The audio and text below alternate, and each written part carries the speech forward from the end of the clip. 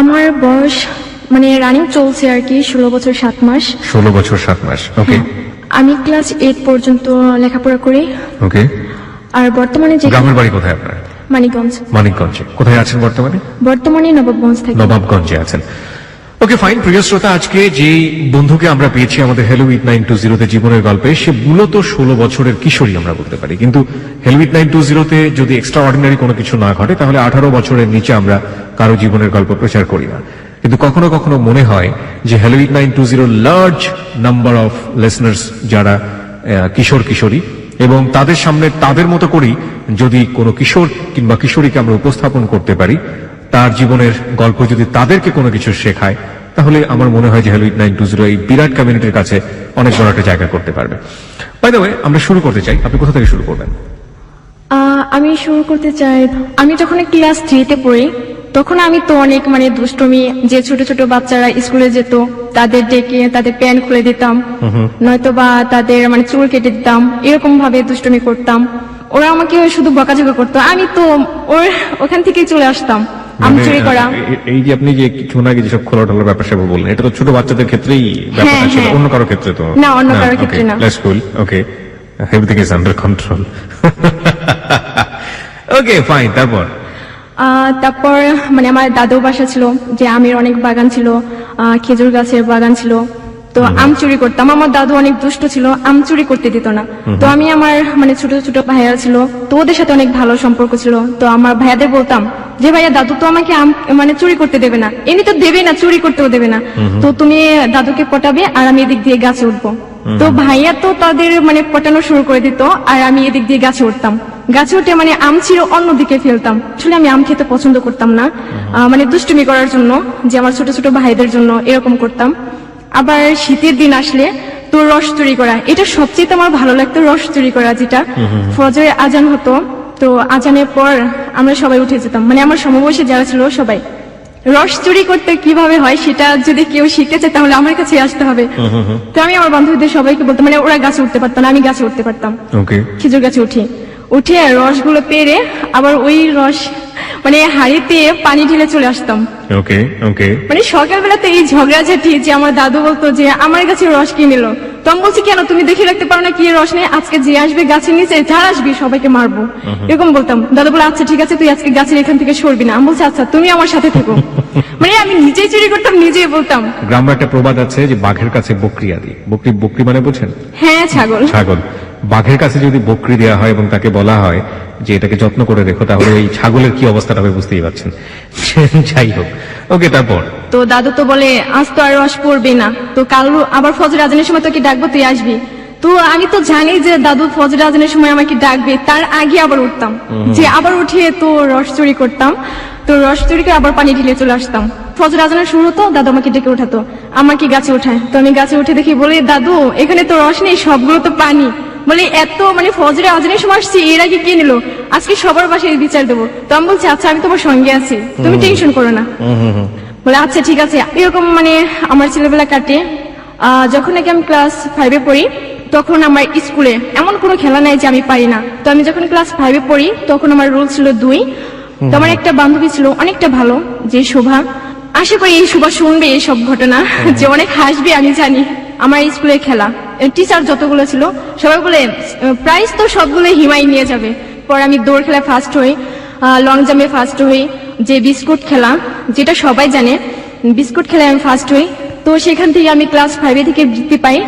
যখন আমি ক্লাস 7-এ উঠি তখন আমাদের স্কুলে সেতু নামের একটা মেয়ে মানে ভর্তি হয়। তো অনেক ভালো ছাত্রী ছিলাম বলে আমাকে বলে যে হিমা আমি তোমার সাথে ফ্রেন্ডশিপ করবো। আমি বলছি আচ্ছা ঠিক আছে, আমার মতো লেখাপড়া শিখতে হবে, তারপর আমার সাথে ফ্রেন্ডশিপ করবে। তো আমি ক্লাস 8-এ উঠি, তখন ওর সাথে আমার ভালো রিলেশন চলে। ফেব্রুয়ারিতে এসএসসি পরীক্ষার জন্য স্কুলটা বন্ধ থাকে, মার্চে আবার 26শে মার্চের জন্য পিটি গুলো করে এরকম ছিল। তখন ওইখানে আমি আবার দলের লিডার ছিলাম। প্রতিদিন স্কুলে যেতাম, আমার নাচ করতে হবে, নাটক করতে হবে, এজন্য মানে স্কুলের যে কোনো ধরনের এক্সট্রা কারিকুলাম অ্যাক্টিভিটিস যেটাকে বলে, যে এই জাতীয় কাজে আপনি খুব ভালো ছিলেন, আমরা যেটা বুঝতে পারছি। স্কুলে দৌড়ঝাঁপ, লং জাম্প, হাই জাম্প কিংবা এই যে বিস্কুট খেলা আপনি যেটা বলছেন, সেগুলো তো আপনি লিডার। হ্যাঁ। গ্রামেও একই ধরনের মানে দৌড়াদৌড়ি থেকে দুষ্টুমি করা থেকে শুরু করে সেই জায়গাগুলোতে আপনি একেবারে পাকাপোক্ত, এটা আমরা বুঝতে পারছি। কিন্তু পড়াশোনায় খুব বেশি একটা বোধ হয় ভালো ছিলেন না। পড়াশোনায় কেমন ছিলেন? অনেক ভালো। দ্যাটস রিয়েলি কুল যে একটা মেয়ে বড় হচ্ছে অবাধ একটা মানে বিচরণ ক্ষেত্র যেটা বলতে পারি আমরা, কোনো ধরনের বিধিনিষেধ নেই, চমৎকার একটা শৈশব। ফাইন, আপনি ক্লাস 8 এর কথা বলছিলেন, তারপর? তো এইটা ওঠার পর মানে আমার বড় বোনের বিয়ে হয়ে যায় অলরেডি, তো আমাকে দেখতে আসে 24 কয় তারিখে। ভাই বোন ছিলেন আপনারা? আমরা 3 ভাই বোন ছিলাম, আমার বড় বোন ছিল, তো ওর বিয়ে ঠিক হয়ে যায় আগে। একটু দাঁড়ান, আপনার কথা আমি একটু স্পষ্ট করে বুঝতে চাচ্ছি। একটা হচ্ছে আপনি ক্লাস 8 এ পড়ছেন তখন, রাইট? হ্যাঁ। ওকে, আপনারা ভাই বোন যারা ছিলেন তার মধ্যে আপনার বোন একটা বড় ছিল আপনার, এবং আপনার ছোট একটা ভাই ছিল, তাই তো? হ্যাঁ। আপনার বড় বোনের বিয়ে হয়ে গেছে ততদিনে? মানে ঠিক হয়ে গেছে। আপনার বড় বোনের বিয়ে ঠিক হয়েছে, তখনও বিয়ে হয়নি? হ্যাঁ, হ্যাঁ। বড় বোনের সাথে আপনার বয়সের পার্থক্য কয় বছরের? 2 বছরে। 2 বছরে। তার মানে আপনার বড় বোনের বয়স, আপনার যদি তখন 14 বছর বা 13 বছর হয়ে থাকে, আপনার বড় বোনের বয়স হচ্ছে 15 থেকে 16 বছর, তাই তো? হ্যাঁ। এই 15 থেকে 16 বছর বয়সে আপনার বড় বোনের বিয়ে ঠিক হয়ে গেছে, হ্যাঁ। পাশাপাশি আপনার বিয়েও ঠিক করছে। আসলে এটা আমি জানি না যে আমার বিয়ে ঠিক করছে বা এরকম কোনো কিছু। কি জানেন আপনি? ক্লাসে কি ঘটনাটা করছিল আমাকে একটু বলেন তো। যখন মানে 24 তারিখে যখন আমাকে দেখতে আসে, কোন পাগলামি মাসের শুরু করে। 24 তারিখ? মার্চ মাসের। মার্চ মাসের 24 তারিখ, ওকে। ছেলেটা মানে এরকম যে আমি জানি না, আমার আঙ্কেল মানিকে দেখানোর জন্য আসে, যে বলে 2 বোনকে একসাথে বিয়ে দেবো আমার এসএসসি পরীক্ষার পর, তাদের স্বপ্ন ছিল এরকম। তো আমাকে দেখতে আসে, ছেলে বাসা থেকে পছন্দ করে, ছেলেটার নাম ছিল রানা। দাঁড়ান, আমাকে এক্স্যাক্টলি রিজনটা বলেন, আপনি কি দেখেছেন? আপনি তো জানেনও না আপনাকে দেখতে এসেছে, আপনি কি দেখলেন, কি করলো আপনার সঙ্গে, এটা বলেন। মানে আমি যখন নাকি বাসায় আসি, তো আমার আঙ্কেল আমাকে শুধু বলে যে মাথায় মানে ওড়না দিয়ে রাখবে। তো আমি বলছি কেন আমি মাথায় ওড়না দিয়ে রাখবো, আমি তো কখনো ওড়না দিয়ে রাখি না, এখন আমি রাখবো কি জন্য? বলে না, বাসায় তো মেহমান আসছে, এখন একটু ভালো মতো চলাফেরা করো। তো আমি বলছি না, আমি এরকমই করবো। মানে আমার পাগলামি গুলো তো ছেলেটা আরো পছন্দ করে, যেরকম পাগলামি করি। তো বলে এখন ছোট তো বড়। ছেলেটা মানে- আপনার সামনে ছিল? হ্যাঁ, ছেলেটা আমার সামনে ছিল। আসলে বয়সটা একটু বেশি, আমি বুঝতে পারিনি যে সে ছেলেটা হবে আর কি। ছেলেটা যেহেতু আপনার অপরিচিত, আপনি জিজ্ঞেস করেননি ছেলেটা কে?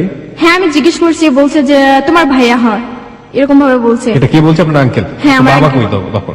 তখন আমার বাবাও ছিল, মানে রান্না বান্নার জন্য ব্যস্ত ছিল আমার আম্মুর সাথে। ওকে, একই সাথে আপনার বড় বোনকেও দেখতে এসেছিল সেই দিন? না, আমার বড় বোনের তো আগে বিয়ে ঠিক হয়ে যায় আর কি। ওকে, আগে ঠিক হয়ে গেছে, ফাইন, ঠিক আছে। তারপর আপনি কবে বুঝলেন যে আপনাকে বিয়ে দেওয়ার জন্য এটা দেখানো হচ্ছে? 25 তারিখে। ওকে, কিভাবে বুঝলেন? 25 তারিখে আমাকে বলছে যে আমাকে তার মানে ছেলেটার বাবা মা দেখতে আসবে, এরকম ভাবে বিয়ে ঠিক করে। আমার আম্মু বলছে যে এরকম ভাবে এখন বিয়ে ঠিক রাখবো, তো পরে যদি কোনো কিছু করি। আমি বলছি আমার উপর বিশ্বাস রাখতে পারো, আমি ওরকম কোনো কিছু করবো না। আর আমাকে জিদ ধরে না, যদি জিদ ধরেও তাহলে আমি অন্য কিছু করবো, এরকম ভাবে বলতাম। তো আমাকে মানে বিয়ে ঠিক হয়ে যায় 25 তারিখে, মাকে আংটি পরে যা, পড়ালেখা বা কোনো কিছু তো আমার মন বসে না। 24 তারিখে আপনাকে দেখলো, 25 তারিখে বিয়ে ঠিক হয়ে গেল। হ্যাঁ। কবে বিয়ে হওয়ার কথা ঠিক হলো? এসএসসি পরীক্ষার পর তারা আমাকে নিয়ে যাবে। এসএসসি পরীক্ষার পরে নিয়ে যাবে। আপনার কি বিয়ে পড়ানো হয়েছে তখন? মানে বিয়ে পড়ানো হয় না, জাস্ট আংটি পড়ানো। আংটি পড়ানো হয়েছে, তাহলে বিয়েটা কি এসএসসি পরীক্ষার পরে হবে না আগে হবে? হ্যাঁ, বিয়ে এসএসসি পরীক্ষার পর হবে। এসএসসি পরীক্ষার পরে হবে, ওকে। 2 বছর আগে আংটি পরেই গেল। হ্যাঁ। ওকে, ছেলেটা কি করতো? ছেলেটা আসলে তাদের দোকানপাট ছিল, যে সেগুলো দেখাশোনা করতো। ওকে ওকে, তারপর? তারপর তো আমার তো আর পড়ালেখা বা অন্যদিকে কোনো ভালো মন ছিল না। তো সেদিনের পর থেকে আমার খেলাধুলা আর হয় না। যে 25 তারিখে আমি স্কুলে নাটক করব, যে আমি নাচ করব, আমি কি করে যাব? তো আমি স্কুলে যাই, তো আমার এক ফ্রেন্ড আছে, সে মানে শুনে যে আমার এরকম ভাবে দেখতে আসছিল। তো সেখানে যাওয়ার পর আমাকে বলে যে কিরে হিমা, তোর নাকি বিয়ে, তোর হাজবেন্ড নাকি গাড়ি নিয়ে আসে, অনেক কোটিপতির ছেলের সাথে বিয়ে, মানে এরকম ভাবে অনেক খেপাতো। তো আমি বলছি না, তোর বোনের বিয়ে, এরকম ভাবে বলতাম যে তোর বোনের বিয়ে, আমার বিয়ে না। বলে আমার বোনটাই তো তুই, এরকম বলছে। বলার পরে আমি স্কুলে মানে আমার ম্যাডাম ছিল, তাদেরকে আমি জানাই যে এরকম ভাবে আমার বাসা থেকে আমার বিয়ে চাপ দেয়। বলে আচ্ছা ঠিক আছে, আমরা দেখবো। দেখার কথা বলে, তো আমার বাসায় আর ম্যাডাম আসে না। যে আমি বলছি আমি ভালো স্টুডেন্ট, এক খারাপ স্টুডেন্ট হতাম যে আমাকে এই কারণে আমার বিয়ে দেবে। আমি তো খারাপ স্টুডেন্ট ছিলামও না যে আমাকে এরকম ভাবে বিয়ের জন্য চাপ দেবে। তো আমার অনেক মানে আমার স্বপ্নটা ছিল এরকম যে আমি পড়ালেখা করে ডাক্তার হব, যেটা আমার বাবারও স্বপ্ন ছিল যে এরকম করব। তো আর আমার মার স্বপ্ন ছিল আমি মাস্টার হব, আমার কাকি মাস্টার, এই কারণে। তো সেদিনের পর আমি 26শে মার্চ মানে কোনো মতে স্কুলে যাই। যাওয়ার পর মনটা আসলে ভালো ছিল না, তবুও বান্ধবীদের সাথে মানে মিশামিশি এরকম অন্যরকম ইয়ে করি। তো আমি নাটকটা করি, নাটক আর নাচ করি। নাচ করার পর আমি বাসায় চলে আসি। বাসায় চলে আসার পর আমাকে মানে ছেলেটা আমার জন্য ফোন নিয়ে আসে, যে ওদের বাসায় থেকে যে আমাকে ফোন দিবে, আমি ফোন ইউজ করবো, যে ছেলেটার সাথে কথা বলবো। তো আমি বাসায় এসে দেখি যে ছেলেটা আমাদের বাসায় আসছে। তো আমি বলছি আপনি কেন আসছেন, আমার কি বয়স হয়েছে বিয়ে করার, আপনি এত বড় ছেলে, আপনার সাথে কেন আমার এরকম, আপনি জানেন আমি আপনার মেয়ের বয়সী, এরকম ভাবে বলতাম, মানে লজ্জা দিতাম। তারপর ছেলেটা বলে যে এখন তো তুমি ছোট, এই কারণে বুঝতে পারো না, যখন নাকি সময় হবে তখন তুমি বুঝতে পারবে। তো আমি বলছি দেখেন আপনি আমার জীবন থেকে সরে যান, আপনি তো আমার জীবনটাকে নষ্ট করতে আসছেন, আমার জীবনটা আর সাজানো গোছানো হবে না, এরকম ভাবে বলছি। বলে পরে না আচ্ছা ঠিক আছে তোমাকে আর ডিস্টার্ব করবো না, যে একবারে 2 বছর পরে আসবো। আসলে ছেলেটা মাঝে মাঝে আসতো গাড়ি নিয়ে, যে আমি স্কুলে যেতাম, আমার স্কুলের সামনে গাড়ি মানে কি গাড়ি নিয়ে আসতো? বাইক? হ্যাঁ। ওকে।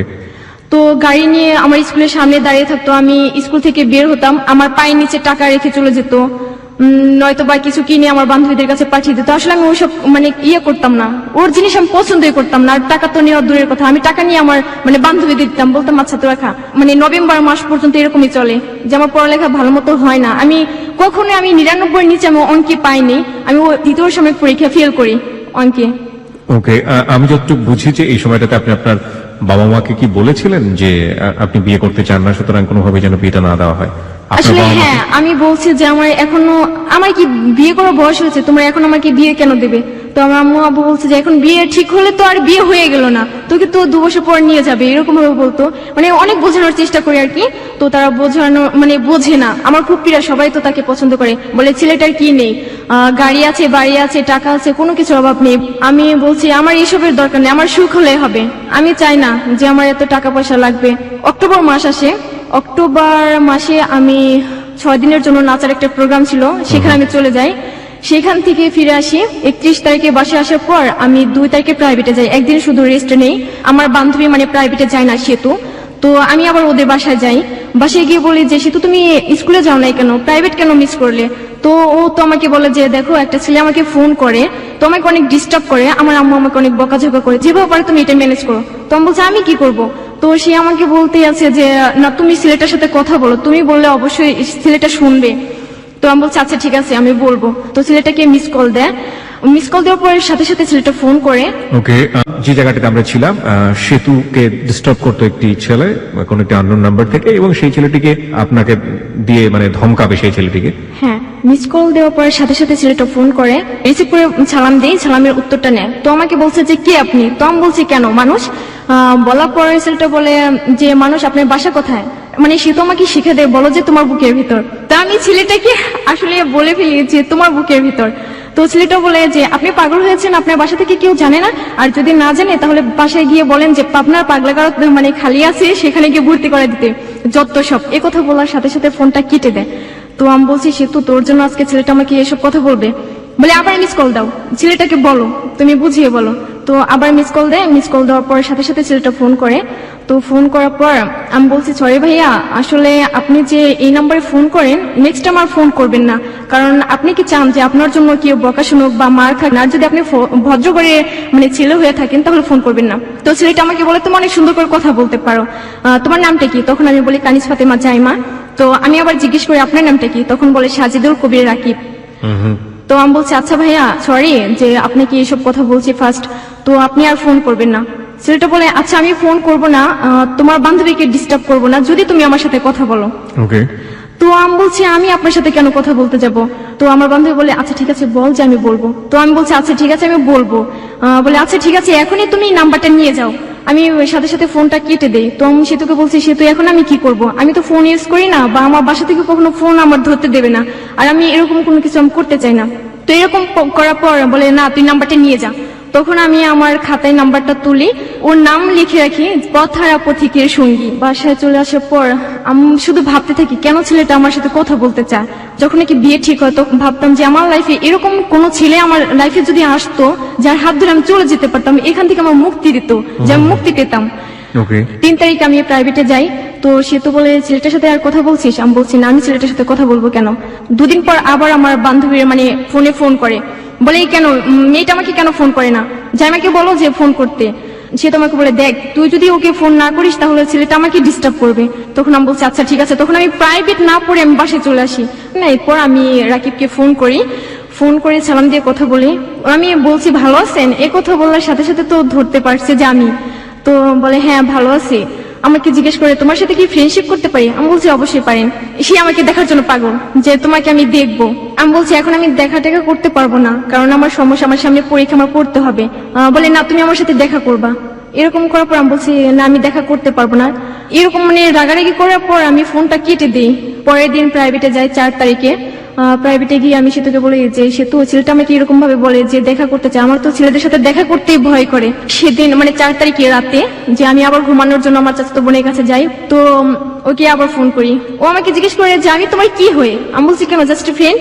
বলে না আর কিছু না। আমি বলছি না। বলে আর কিছুই না। আমি বলছি না। তো এরকম ভাবে বলছে, হাসাহাসি করি। তো হাসাহাসি করার পর ফোনটা কেটে দেয়। কেটে দিয়ে আমাকে একটা SMS করে যে আই লাভ ইউ জান। কয়দিনের মাথায় এটা হলো? কয়দিনের মাথায়? মানে 2 তারিখ থেকে কথা বলা শুরু হয়, 4 তারিখ রাতে। 4 তারিখ রাতে আপনাকে আই লাভ ইউ জান বলে দিয়েছে? হ্যাঁ, ওকে। SMS করে যে আই লাভ ইউ জান। আপনি ছেলেটা সম্পর্কে কিছু জানতেন? এই যে আসলে কথা- আমি এরকম মানে কোনো কিছু আমি জানি না, জাস্ট কোথায় থাকে, কি করে, কি পড়ছে, না, এরকম কিছু জানি না। ওকে। তো আমি আবার কি করব, যে আমি আমার চাচাতো বোনকে বলছি যে এরকম এরকম ছেলেটা তো আমাকে এভাবে SMS করছে, এখন আমি কি করবো? তোমার চাচাতো বোন বলে তুই আই লাভ ইউ টু লেখ। আমি বলছি আমি লিখতে পারবো না। তো আমার চাচাতো বোন লিখে দেয় যে আই লাভ ইউ টু। তো পাঠায়। পাঠানোর পর ওর সাথে সাথে ফোন করে, SMS পাওয়ার পর ফোন করে বলে যে তুমি কি আমাকে সত্যিই লাভ করো? তো আমি কি বলবো, আমি ছেলেটাকে চিনি না, জানি না, আমি লাভ করব দেখি নাই, জাস্ট ফ্রেন্ডশিপ, আবার লাভ রিলেশন, এটা কি করে হয়? এরকম বলার পর আমি বলছি কি হ্যাঁ আমি লাভ করি আপনাকে। বলে আচ্ছা ঠিক আছে, তুমি আমার সাথে কালকে দেখা করো। আমি বলছি সরি, আমি কালকে দেখা করতে পারবো না, 7 তারিখে ঈদ, ঈদের দিন আমি দেখা করব। ঈদের আগের দিন শপিং করি। ওকে আমি জিজ্ঞেস করি যে তুমি কি কালার ড্রেস পছন্দ করো? তো আমাকে বলে পেস্ট আর খয়েরি। তো আমি দুটাই মানে জামা কিনি। মানে জামা কিনেছেন আপনার নিজের জন্য? হ্যাঁ, নিজের জন্য। ও আমায় জিজ্ঞেস করছে তুমি কখন আসবা? আমি বলছি সকালবেলা বের হবো। যে কোথায় যাব সেটা আমি নিজেও জানি না, কোথায় গিয়ে দেখা করব। আমি এরকম যে ঈদের আগের দিন সকালবেলা থেকে রাত 2টা পর্যন্ত আমি সবাইকে মেহেদি হাতে দিয়ে দেই, যে ছোট থেকে বড় পর্যন্ত। আমি অনেক মেহেদি দিতে ভালোবাসি, মানে অনেক সুন্দর করে দিতে পারি। ওকে। তো সবাই আসে, আমিও হাতে মেহেদি লাগাই। সকাল 6টার দিকে আমি ঘুম থেকে উঠি, আমি আমার বান্ধবীদের সবাইকে ফোন করি। তো আমি আবার 3500 টাকা ম্যানেজ করে আমার বান্ধবীরা সবাই আমাদের বাসায় আসে। 9টা বা 9:30 এরকম হবে আর কি। তো ঈদের দিন আমি বের হই। আমি আবার কি যে রোদ সহ্য করতে পারি না, রোদ্রে গেলে আমি অজ্ঞান হয়ে পড়ে যাই। তো বাসে উঠবো, বাসে ওঠার সময় মাত্র মানে ডান পা বাড়ায় সাথে সাথে আমি অজ্ঞান হয়ে পড়ে যাই। তো আমাকে হসপিটালে নিয়ে যায়। নিয়ে যাওয়ার পর আমার বান্ধবীরা আমার আব্বুকে ফোন করে, তোমাকে সেখানে নিয়ে মানে ছেলে নিয়ে সব দেয়। দেওয়ার পর রাত 8টার সময় আমার জ্ঞান ফিরে, মানে 9টার পর থেকে এরকম অবস্থা। সারাদিন আমার এরকম কাটে। আর এদিক দিয়ে তো রাকিব আমার চাচাতো বোনকে ফোন করতে আছে যে আপু ও কি বের হয়েছে? তো আমার চাচাতো বোন ওকে জানিয়ে দেয়। মানে চাচাতো বোনের সাথে রাকিবের কথা হলো কিভাবে? মানে আমি কথা বলতাম যে আমি ওর কাছে থেকে কথা বলছি, তখন ও So, জানে। আপনি তখন ওর সঙ্গে কথা বলিয়ে দিয়েছিলেন? হ্যাঁ। ওকে, ফাইন। তারপর তারপর রাকিব তো মানে অনেক কান্নাকাটি করে যে আজকে দেখা করতে যাব, যে দেখা করতে পারলাম না। কয়দিনের মাথায় কান্নাকাটি করছে? 5 দিন। 2 তারিখ থেকে কথা মাত্র, যে 4 তারিখে অফার দেওয়া, আর 7 তারিখে তো Eid. That's really happen in life, প্রিয় শ্রোতা, বিকজ যারা কিশোর কিশোরী, ওদের মনটা, ওদের মানবিক গঠনটা, বয়ঃসন্ধি কাল, দ্যাটস রিয়েলি হ্যাপেন, এগুলো হয়। এবং ও তো বলেছে এটা যে 7 দিন, কখনো কখনো 7 মিনিটে এসব ঘটনা ঘটে যায়। এবং এটা যে আসলে জীবনে কত বড় একটা প্রভাব ফেলতে পারে সেটা আমরা কিছুটা হলেও গেস করতে পারছি, যে আমাদের যেহেতু হ্যালিউড 920 শুনে ধারণা আছে, সুতরাং এই গল্পের ট্র্যাকগুলো কোথায় গিয়ে থামতে পারে। Let's not imagine. আমার মনে হয় বাস্তবের কাছাকাছি থাকাটাই ভালো। আমি শুধু অবাক হচ্ছি এই কারণে যে 2 দিনের মাথায় আই লাভ ইউ, 7 দিনের মাথায় কান্নাকাটি শুরু হয়ে গেছে। ওকে, তারপর? জ্ঞান ফেরার পর আমার আব্বু আমাকে বাসায় নিয়ে আসে। আমি বলছি আমি বাসায় ঘুমাবো না। বলে কোথায় ঘুমাবি তুই? তো আমি বলছি কেন, আমি আপুর কাছে যাই ঘুমাবো, পিঙ্কি আপুর কাছে যাই ঘুমাবো। বলে না, আজকে তুই অসুস্থ, তুই ওখানে গিয়ে ঘুমাবি। পিঙ্কির কাছে টার্গেট ছিল এই কারণে যে রাকিবের সাথে হ্যাঁ, আমি কথা বলবো, এরকম ছিল। ওকে। তো আব্বু বলছে আচ্ছা ঠিক আছে, তোর মনে যা চায় তুই তাই কর। তো আমি ওর কাছে ঘুমানোর জন্য যাই। রাত 12টার সময় আমি রাকিবকে ফোন করি। বলছে যে জান তোমার কি হয়েছে? তো আমি বলছি এরকম এরকম প্রবলেম ছিল। বলে তোমার যদি কিছু হয়ে যায় আমি বাঁচবো না, তুমি আমাকে যা বলবো আমি তাই করবো, তুমি আমার সাথে চলে আসো, আমি তোমাকে বিয়ে করবো। মানে সেদিন আমাকে এই কথাগুলো বলে। আমি এদিকে আপনার মনের মধ্যে ছিল যে যেভাবেই হোক এই ছেলের হাত থেকে বাঁচতে হলে আমাকে হ্যাঁ। অন্য কারো হাত থেকে পালিয়ে গিয়ে তাকে বিয়ে করতে হবে। হ্যাঁ, এরকম মানে ইয়া ছিল। ওকে। তো ওই দিন রাতে ওর আম্মু আমার সাথে কথা বলে, মানে রাকিবের আম্মু আমার সাথে কথা বলে। আমি সালাম দিয়ে মানে ফার্স্ট তাকে আমি মা বলি, কারণ কি রাকিবের আম্মা আপনার সাথে কথা বলে কেন? মানে ওর আম্মু জানে যে আমার সাথে রিলেশন। রাকিবের জানিয়ে দিয়েছে? হ্যাঁ, বলছে যে এরকম এরকম একটা মেয়েকে ভালোবাসি, তো ওকে ছাড়া আমি কাউকে বিয়ে করব না, এরকম এই 7 ভাবে- দিনের মধ্যেই? হ্যাঁ, জানিয়ে দেয়। তো দেওয়ার পর ওর আম্মু তো আমার সাথে কথা বলবে। ওকে। এখন মানে ওর আম্মু আমাকে ফোন করে, মানে ওর আম্মুর ফোন দিয়ে ফোন করার পর আমি সালাম দিয়ে কথা বলি। আমি বলছি মা ভালো আছেন? বলে তুমি নাকি অসুস্থ, দেখো আমার ছেলে ফুলের মতো ছেলে, এরকম ভাবে অনেক কিছু বলে যে আমার ছেলেকে তুমি কখনো কষ্ট দিবা না। আমি বলছি আচ্ছা আম্মু, আপনি যদি আমার সাথে থাকেন তাহলে আমার আর কোনো ইয়া নাই, টেনশন নাই, যে আপনি সাথে থাকবেন এটার চেয়ে তার বড় কিছু হয় নাকি। বলছে আচ্ছা ঠিক আছে, যে তোমরা কথা বলবা বাট কোনো কিছু করবা না। তো আমি বলছি আচ্ছা ঠিক আছে, আমি কিছু করব না, আমি রাকিবের সাথে কথা বলি, মানে রাত 12টা থেকে ফজরের আজান পর্যন্ত আমি কথা বলি। আমার তো ঘুমই নেই, যে ওর সাথে রিলেশন হবার পর আমার ঘুমই নেই। আমার কেন যে এরকম লাগে যে কখনো ফোন করবে, কখনো ওর সাথে আমি কথা বলবো। তার মানে আলটিমেটলি প্রথম দিকে আপনাদের যেটা টার্গেট ছিল যে ধমক দিতে যাওয়া, ছেলেটাকে বকাঝকা করা, হ্যাঁ। এবং ছেলেটার সাথে এক ধরনের মিসবিহেভ করা, ছেলেটাকে এক ধরনের হিপোক্রেসি বা প্রতারণা করা, মানে সেটা করতে গিয়ে আপনাদের আলটিমেটলি আপনারা যে যা হওয়ার প্রেমে পড়ে গিয়েছেন, তাই তো? হ্যাঁ, কিশোরী এরকম। বয়সে যেটা হয় আর কি আলটিমেটলি। ওকে, তারপর? পরের দিন সকালবেলা আমি ওকে ফোন করি, তোর ফোনটা অফ ছিল। সারাদিন আমি ফোনে ট্রাই করি, আমি আবার বাসা থেকে বের হই, মোবাইলটা নিয়ে আমার আম্মু বলছে যে তুই কোথায় যাস। আমি বলছি আমি এই তো রাস্তা দিয়ে, আর কোথাও না। সে কথা বললে আমি প্যান্ট আর গেঞ্জি পরে তো আমি বের হয়ে যাই, যে বান্ধবীর বাসায় যাই। তো অনেকবার ফোনে ট্রাই করি, যে ওর ফোনটা অফ ছিল। বিকাল 5টার সময় আমি ওর একটা ফ্রেন্ডকে ফোন করি, মানে ওর ফ্রেন্ডের নাম ছিল রাজীব। তো আমি বলছি রাজীব ভাইয়া আপনি একটু দেখেন না রাকিবের কি হয়েছে, যে ও আমাকে ফোন কেন করে না, ফোনটা কেন অফ, আমাকে জানাবে তো, আমি একটা প্রবলেমের মাঝে আছি, বা তুমি টেনশন করো না, এরকম তো কিছু থাকবে। বলে আচ্ছা ঠিক আছে তুমি টেনশন করো না, আমি দেখবো। সেই রাজীবের সাথে আবার আমার চাচাতো বোন মানে পিঙ্কির সাথে রিলেশন হয়ে যায় এদিকে, যেটা আমি জানি না। রাজীব মানে? আমার যে বয়ফ্রেন্ড ছিল, যে ওর friend Rajib. By the way, আপনি যাকে বলছেন রাকিবের ফ্রেন্ড রাজীব। রাজীব, তার সাথে আপনার ওই বান্ধবীর মানে চাচাতো বোনের। চাচাতো বোনের একটা সম্পর্ক আছে যেটা আপনি জানেন না, না। তাই তো? তখনও আপনি জানেন না। ওকে। তো আমি সন্ধ্যার পরে মানে সারা রাস্তায় এরকম ছিলাম যে আমি কারো বাসায়ও যাই না, যেরকম ফোনটা রিসিভ করে না, আমি কারো বাসায় যাবো, কেন যাব, যে ওর কারণে আমি বাসা থেকে বের হয়ে আসলাম। তো বাসায় আসি, বাসায় আসার পর যে রাতে ফোন করি, আমি অনেক কান্নাকাটি করি যে কেন ফোনটা অফ রাখলে, আমার সাথে কেন কথা বললে না, তোমার প্রবলেম থাকলে আমাকে বলবা, যে আমার প্রবলেম আছে আমি তোমার সাথে কথা বলতে পারছি না, যে তুমি টেনশন করবা না। তো বলছে সরি জান, আমার ভুল হয়ে গেছে। মানে কথায় কথায় ও জান ছাড়া কথাই বলতো না, অন্যরকম ছিল, যে কথা বলতে, কথা বলার শেষে আই লাভ ইউ জান, ভালো থেকো, মানে এরকম ভাবে কিছু বলে তারপর ফোনটা রাখবে। পরের দিন আমার মানে চাচাতো ভাই, তো ভাইয়া ফ্রেন্ডদের নিয়ে যায়, তো আমাকে বলে যে জামা পরো। আমি বলছি না আমি এখন পরবো না, আমি কোথাও বের হবো না, কারণ আমি বের হলে তো আমি কথা বলতে পারবো না, সেটা আমি নিজেও জানি। তো আমি বলছি না আমি বের হবো না। তো আমার আম্মু তো জোর করে আমার জামাটা চেঞ্জ করে দেয়, যে আমি জামা পরে ভাইয়া আর ভাইয়া ফ্রেন্ডদের সাথে যাই, মানে হাঁটতে হাঁটতে যাই। আমাদের বাসা থেকে একটা ব্রিজ আছে, মানে এতটা সুন্দর, সব ছেলে মেয়ে বিকালবেলা সেখানে যাবেই।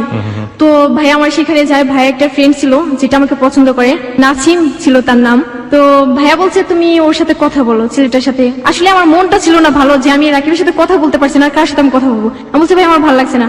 যে বলে তুমি কি কি খেতে পছন্দ করো বলো, মানে ছেলেটা আমাকে জিজ্ঞেস করে। বলার পর আমি বলছি না আমি কিছু খেতে পছন্দ করি না। ভাই আবার জানে যে আমি কোন আইসক্রিম, চিপস পছন্দ করি, তো আমার জন্য এগুলো মানে অনেক মানে খাবার নিয়ে যান। আমি বলছি তুমি আমাকে এই খাবার দিয়ে ভুলাবে, কখনো ভুলাতে পারবে না।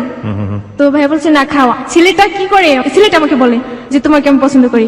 আমি বলছি কি করতে পারবেন আমার জন্য, বলে তোমার জন্য আমি সবকিছু করতে পারি। আমি বলছি মরতে পারবেন, বলে হ্যাঁ। আমি বলছি তাহলে এই ব্রিজ থেকে লাফ দিয়ে আপনি মারা যান। তো ছেলেটা বলে যে তুমি আমাকে এরকম ভাবে বলছো কেন, যে আমি ব্রিজ থেকে লাফিয়ে মারা যাবো। পরে সাথে সাথে ছেলেটা মানে কি যেন পকেট থেকে বের করে সাথে সাথে হাত কাটে আমার সামনে। এই মানে ছেলেটা তো আপনাকে আগে থেকে পছন্দ করতো, রাইট? মানে আগে থেকে পছন্দ করতো, সেদিনই আমার ফার্স্টে দেখে আর কি। দেখেই এই সঙ্গে সঙ্গে এই ধরনের হ্যাঁ। প্রতিক্রিয়া।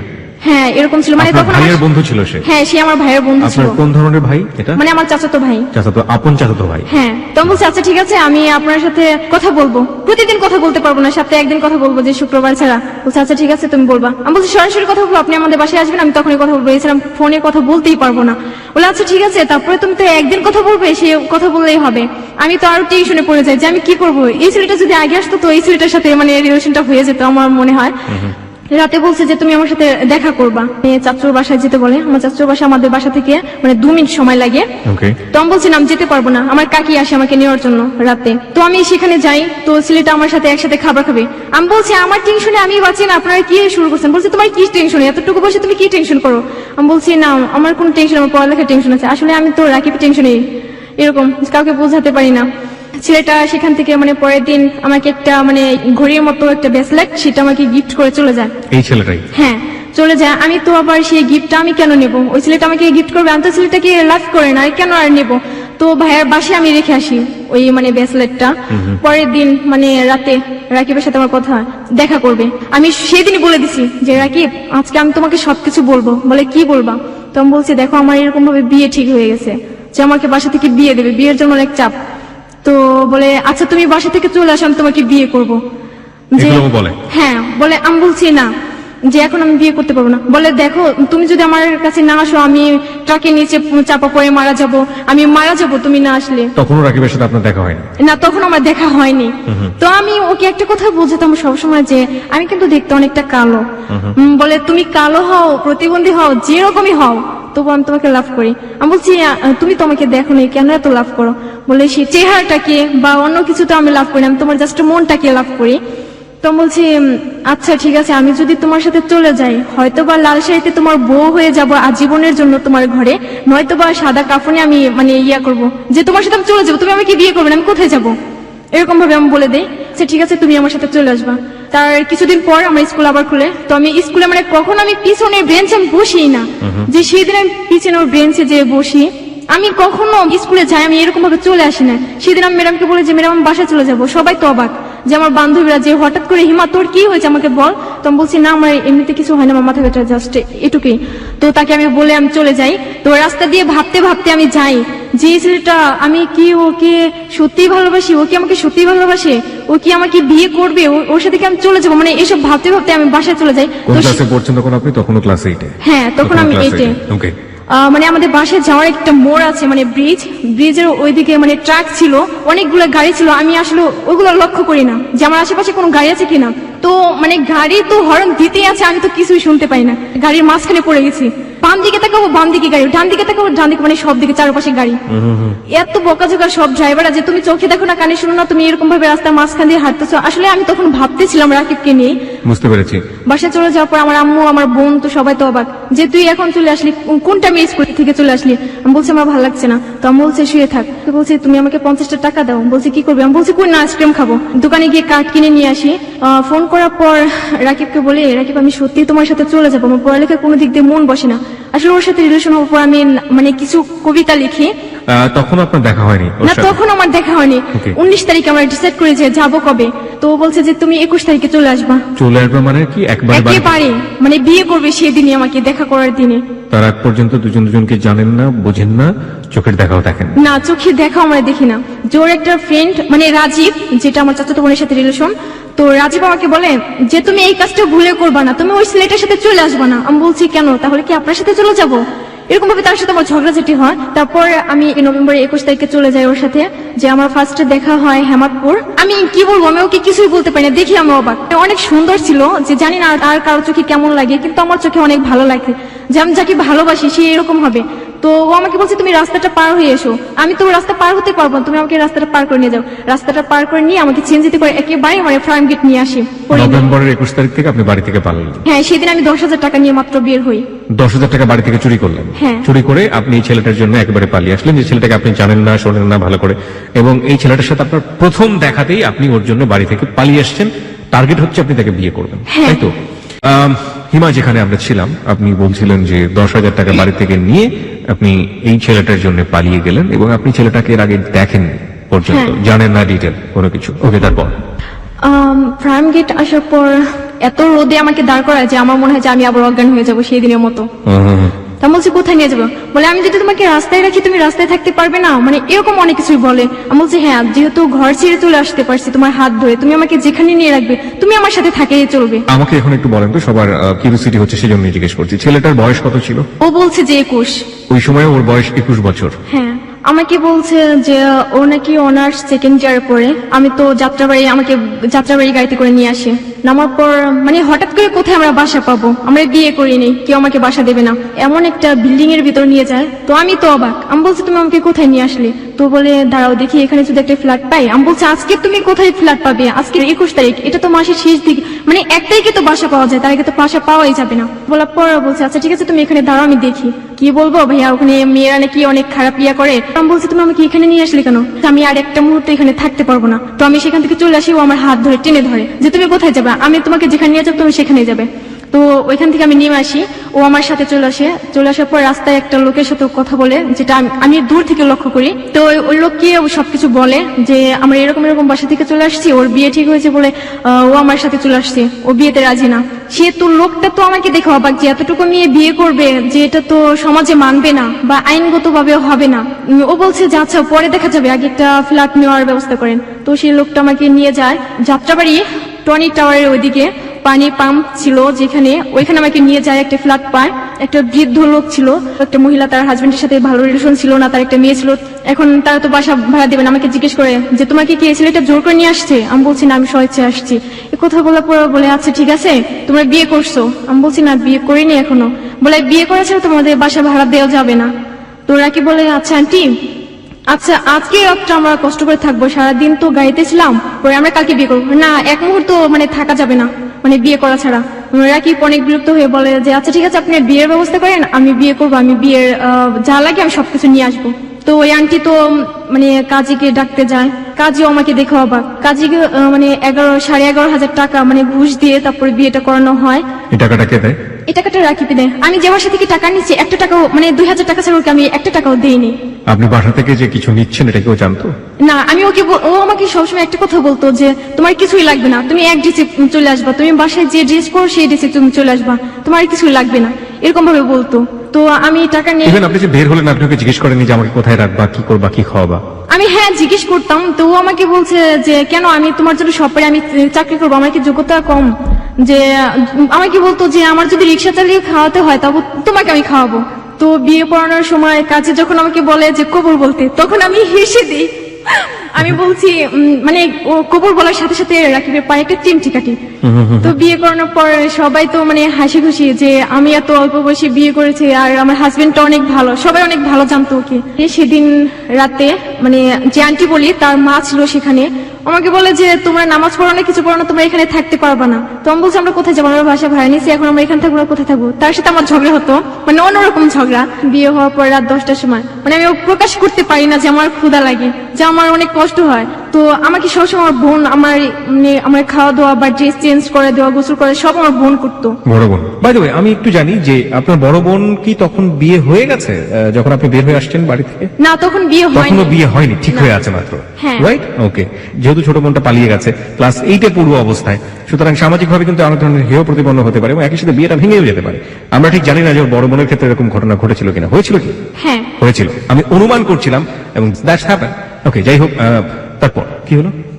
10টা বাজার পর ও খাবার নিয়ে আসতে যায়, তখন আমার মানে আমি ফোনটা ওপেন করি, আমার চাচাতো বোন থেকে আমার ফোনটা, আমার ফোনের নাম্বারটা আমার বাসা থেকে ম্যানেজ করে যে আমার বড় বোন আমাকে ফোন করে।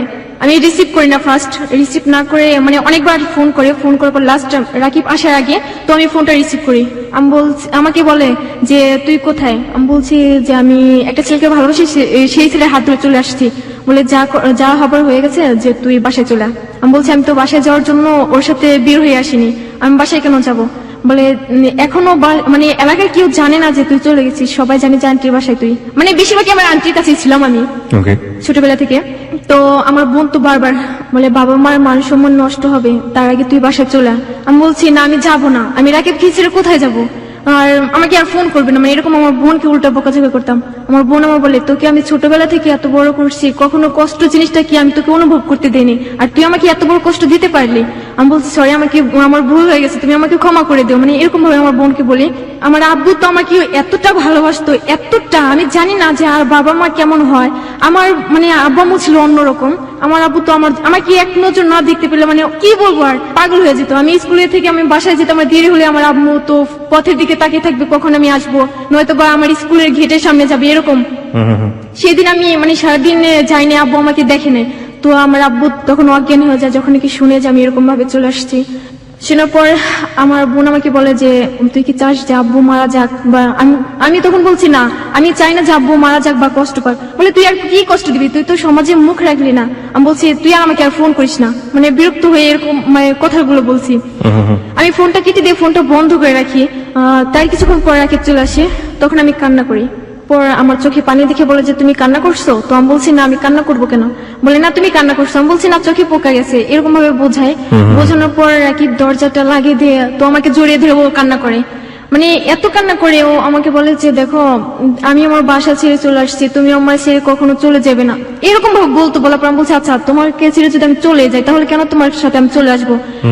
আমি তো ইচ্ছে করলো অন্য কাউকে বিয়ে করতে পারতাম, যেহেতু আমার বিয়ে ঠিক হয়ে গেছে। এরকম ভাবে বলার পর বলছে আচ্ছা ঠিক আছে, আমার আম্মুকে আমি অনেকটা মিস করছি। এই কথা বলার সাথে সাথে উনি ওর ভাইয়া ফোন করে, ছোট ভাইয়া। তো ফোন করার পর বলছে ভাইয়া তুমি কোথায়? তো বলছে যে আজ থেকে আম্মুকে বলবি যে আমরা যে 4 ভাই বোন ছিলাম তার একটা সন্তান নেই, যে একটা সন্তান মারা গেছে, আম্মুকে বলে দিস। বলে ভাইয়া তুমি কোথায়? বলে আমি জামাইকে নিয়ে চলে আসছি। বলে জামাইকে নিয়ে চলে আসছো, ভালো কথা, তুমি বিয়ে করছো, ভালো কথা, আম্মুকে আমি বলবো যে তোমরা বাসায় চলে আসবা। বলে না আমি কখনো বাসায় যাব না। এই কথা বলে ফোনটা কেটে দিয়ে ফোনটা অফ করে রাখি। তারপর মানে খাবারের জন্য পাশের রুম থেকে প্লেট নিয়ে আসা, যে আমাকে বলে যে তুমি আমাকে খাইয়ে দেবে।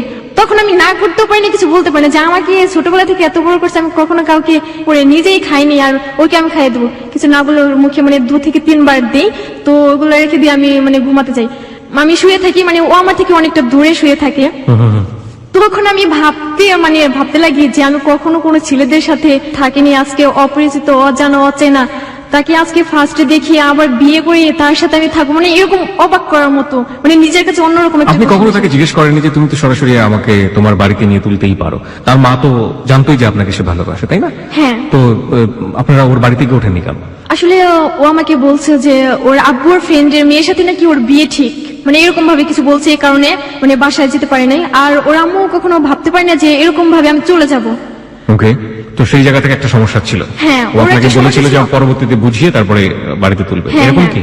ওকে, তো এরকম করার পর রাত প্রায় 2 থেকে 3টা বাজে, মানে হাসাহাসি করার পর মানে সকাল হয় কোথায় আমরা নিজেও জানি না, মানে দুপুর 3টার সময় আমি ঘুম থেকে উঠি, মানে ও ঘুম থেকে উঠে, আমরা ভাবছি তখন রাত 3টা বাজে। আমাকে বলছে দেখো তো কয়টা বাজে, তো ও বলছে যে 3টা বাজে, দুপুর 3টা বাজে। তো পাশের রুম থেকে আমাদের ডাকাডাকি শুরু করছে যে আপু আপনারা নতুন বিয়ে করছেন, আপনারা ঘুম থেকে উঠবেন না, এরকম ভাবে অনেক বিরক্ত করে। তো আমি দরজাটা খুলে দেই, খুলে দেওয়ার পর মানে রাকিব খাবারের জন্য যায়, যে এত বেলা হয়ে গেছে না খেয়ে থাকবো নাকি। তো ও খাবার নিয়ে আসে, আমি তো ওকে দেখে লজ্জা পাই, মানে ওর সামনে যেতে আমার লজ্জা লাগে। ও তো শুধু হাসে, মানে আমি গোসল করতে আমার বোন আমার জামাগুলো চেঞ্জ করে দিত, এখন আমাকে কি করে দেবে? আমি ওকে বলছি যে আমার জামা চেঞ্জ করে দেবে কে? তো বলছে কি আমি দেবো।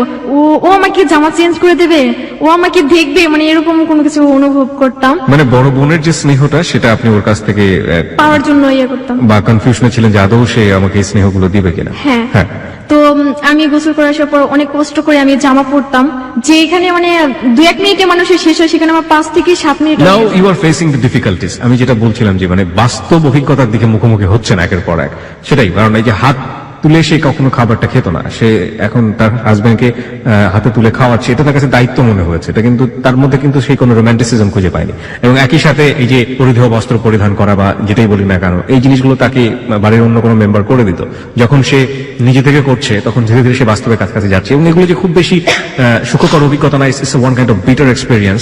আমার মনে হয় যে এই ফিলটা সে কিছুটা হলো পাওয়া শুরু করেছে। সেটাই হয়, আমরা একটা কথা সবসময় শুনে থাকি যে ভালোবাসা ততক্ষণ পর্যন্তই ভালোবাসা, যখন সেটা খুব বাস্তবের মুখোমুখি হয় তখন লাগে সেটা জানালা দিয়ে পালিয়ে যায়। দেখা যাক ওদের ক্ষেত্রে কি হয়েছে শেষ পর্যন্ত। হ্যাঁ, তারপর আমি ওকে সবকিছু বলছি যে দেখো আমার আব্বু আম্মু আমাকে এরকম ভাবে বড় করছে, সেই রকম ভাবে তোমার বড় করতে হবে। ও বলছে আচ্ছা ঠিক আছে, তোমাকে আমি কখনো কোনো কিছুর কষ্ট আমি বুঝতে দেবো না, যে তোমার আব্বু আম্মু নেই বা তোমার বোন তোমার পাশে নেই, আমি কোনো কিছু বুঝতে দেবো না। এরকম ভাবে কিছুদিন কাটে। 25 তারিখে, যেটা নভেম্বরের, সেদিন মানে আমি বাসা থেকে 2টা ড্রেস নিয়ে যাই, যেটা পরাছিলাম আর একটা। তো ওকে আমি বলছি আমার নতুন জামা কিনে দিতে হবে। বলছে আচ্ছা ঠিক আছে কাল কিনে দেবো। সেদিন আমি ওর সাথে সকালবেলা থেকে ঝগড়া করি। সবসময় জানতাম বিয়ে মানে তো মানে নতুন জামা পরা বা ঘুরতে যাওয়া, এরকম কোনো কিছু মনে করতাম। তো সেদিন আমি মানে ও শুধু হাসতো, আমি ওর সাথে আরো ঝগড়া করতাম যে তুমি হাসো, আমার অনেক খারাপ লাগে তুমি হাসো, আমাকে নতুন জামা কিনে দিতে হবে। বলছে আচ্ছা ঠিক আছে নতুন জামা কিনে দেবো। মানে 25 তারিখে সকালবেলা 7টার দিকে আমরা বের হয়ে আসি। এত সকালবেলা তো কোনো দোকানপাট বা কোনো মার্কেটে খোলে না, জামা কাপড় না কিনে দিয়ে চিড়িয়াখানায় নিয়ে যায়। সেখানে গিয়ে তো কিছুক্ষণ সেখানে গিয়ে থাকার দেখা যাবে যে কি সুন্দর জামা কাপড় ছাড়া জীবজন্তু বসবাস করছে, ওরা থাকছে, তো আমরা কেন থাকতে পারবো না? ওকে, তারপর সেখান থেকে আমি বলছি তুমি আমাকে এখানে নিয়ে আসলে কেন? বলে দোকানপাটটা এখনো খুলে নেই, তোমাকে কি কিনে দেবো? তো আমি বলছি এখান থেকে চলে যাও। আমি ওর সাথে কথা বলি না যে আমাকে নতুন জামা কিনে দেওয়ার কথা বলে বাসা থেকে বের করে নিয়ে আসছে, এখন আমাকে নতুন জামা কেন কিনে দেবে না? তো বাসায় আসার পর ওর সাথে আমি আর কথা বলি না, যে আমাকে নতুন জামা কিনে দেবে, আমার নিজের গায়ের মানে যে জামাটা ছিল সেই জামাটা আমি ছিঁড়ে ফেলি যে নতুন জামা পাওয়ার জন্য। তো ও বলেছে তুমি কি পাগল হয়ে গেছো, 2টা দিন ওয়েট করো যে তোমাকে কিনে দেবো। বলছে আজকে কিনে দেওয়ার কথা বলছে, তুমি আজকে কিনে দাও না, আবার কবে কিনে দেবে। তো ও আমার দিকে অনেক রাগান্তি ভাবে তাকাই থাকে, আমি তো আরো ভয় পাই, মানে ওকে দেখে ভয় পেতাম, আবার সাহসও ছিল অন্যরকম। যতটা আমাকে শাসন করবে ততটা যেন আদর করবে, মানে এরকম ভাবে ভাবতাম। ওকে, তো ওর একটা ফ্রেন্ড মানে যে রাজীব, সে আমাকে ফোন করে, আসলে ও বিশ্বাস করে না যে আমরা বিয়ে করব। তো আমি রাকিবের ফোন দিয়ে ওকে ফোন করি, আমি বলছি ভাইয়া এখন তো বিশ্বাস করবেন যে আমি ওকে বিয়ে করছি। বলছে ভালো করছে, একটা ইম্পর্টেন্ট বাদরকে তুমি বিয়ে করছো, মানে এরকম ভাবে বলতো। আপনি আসতেন আপনাকে বিয়ে করতো, মানে এরকম ভাবে অনেক ফান করি। করার পর যে বাড়িওয়ালাটা বলছে যে আমাদের বাসা ছেড়ে দিতে হবে 25 তারিখে। আমি বলছি কেন ছেড়ে দিতে হবে। তো রাকিবের সাথে কথা হয় যে নতুন একটা বাসা পাওয়া যায়, মানে মসজিদ ছিল যে বাজারের সাথে, সেখানে নতুন বাসা পাওয়া যায়। রাকিব সেই বাসাটাকে দেখে আসে। আসলে আমি বাসাটাকে তো আমি দেখি নাই যে কেমন বাসা, যে যেহেতু ও দেখবে আমাকে রাখবে, ভালো একটা বাসা থাকবে। ততদিনে আপনাদের বাড়ি থেকে বের হওয়ার কদিন পরের ঘটনা এটা? মানে 21 তারিখে বাসা থেকে চলে যায় 25 তারিখে। ওকে, তার মানে 4 দিন পরে এই ঘটনাটা। হ্যাঁ। ওকে, রাকিব দেখে এসে বলে যে বাসাটা তো ভালোই, সেখানে আমরা যাবো, আজকেই যাবো। তো সন্ধ্যার দিকে আমাকে বলে যে তুমি রেডি হয়ে থাকো, আমি এই বাসা যা জিনিসগুলো আছে আমি সব ওই বাসা নিয়ে গুছিয়ে তারপর তোমাকে নিয়ে যাবো। কি তো ছিল আপনাদের বাসাতে? কি ছিল, জাজিন ছিল, মানে এমনি সংসারে যা লাগে মানে অল্প অল্প ছিল সবই। জাজিম ছিল, মানে এগুলো কিনেছিলেন? মানে ও কিনে সব, মানে বিয়ের দিনই কেনা হয়। ওকে, তো সেগুলো ও নিয়ে যায়, নিয়ে যাওয়ার পর আমাকে সন্ধ্যা পরে ফোন করে বলে যে তুমি বসে থাকো, আমি এখনই আসবো। আমি তো মানে যে বাড়ি আন্টিকে সালাম করি, বলে তোমরা দুজন সুখী হও, এ কথা বলে যে তুমি অনেক ভালো মেয়ে, অনেক ভদ্র মেয়ে, আর তোমার হাজবেন্ড অনেক ভালো, তুমি ওকে কখনো কষ্ট দিও না। ওকে। নিয়ে যাওয়ার পর দেখি রুমটা এরকম রুম, আসলে আমি প্রকাশ করতে পারিনি যে রুমটা এত খারাপ হবে। তো যেহেতু ভালোবাসি তাকে, সে যদি আমাকে আগেও বলছে যে গাছের নিচে রাখলে থাকবো, তো আমি বলছি এটা তো বাসা, এখানে আমি থাকতেই পারবো, কষ্ট হলে আমি থাকতে পারবো। আসলে সেখানে পানির কষ্ট ছিল, গ্যাসের কষ্ট ছিল। 4 ফ্ল্যাটের লোক, আমরা একটা টয়লেট ইউজ করতাম। তো সেখানে তো লাইন ধরে দাঁড়িয়ে থাকতো, তো মানে গার্মেন্টসের মেয়েরা তারা সবাই কাজ করতো। আমার এতটা খারাপ লাগছে যে ওই এরকম বাসা চয়েস করতে পারলো, মানে বাসাটা ছিল কি রকম যে ভাঙা ভাঙা, তাদের এই ফ্যান ছিল, খাট ছিল, আমরা তো খাট কিনে নেই, আমরা তো সেদিন আর রান্না বান্না হয় না, যে আমি তো রান্নাই করতে পারি না, রান্না করবো কি, মানে রাকিব সব রান্না করতে পারে। সেখান থেকে পরের দিন তো মানে চাউল এইসব কিনে নিয়ে আসে, কিনে নিয়ে আসার পর আমি বলছি ও আমাকে রান্নাঘরে মানে ঢুকতেই দেবে না, যে তুমি কালো হয়ে যাবে। আমি বলছি আমি তো কালো, আর কি কালো হবো, মানে তুমি থাকতে থাকতে এখানে ফর্সা হয়ে যাবে, এরকম ভাবে বলতো। যে ও রান্না করতো, ভাত রান্না করতো, আমি ভাত রান্না করলে ভাতের মার গাড়তে পারতাম না, তরকারি রান্না করলে হয়তো বা হলুদের গুঁড়া বেশি হতো বা লবণ বেশি হতো, এরকম হয়ে যেত। আস্তে আস্তে ও আমাকে সবকিছু শিখিয়ে দেয়। 15 থেকে 16 দিন পর আমি রান্না করা শিখি ওর কাছ থেকে। তো ডিম তো অনেক ভালোই ভাজতে পারি, যে ওর ডিম ভাজা তো অনেক পছন্দ করে, বলে প্রত্যেকটা দিন তুমি ডিম ভাজবে। আর আমি তো মাছ মাংস এসব আমি কোনো কিছু পছন্দ করি না, শুধু ডিম। আমি বাসায় থাকতে ডিম।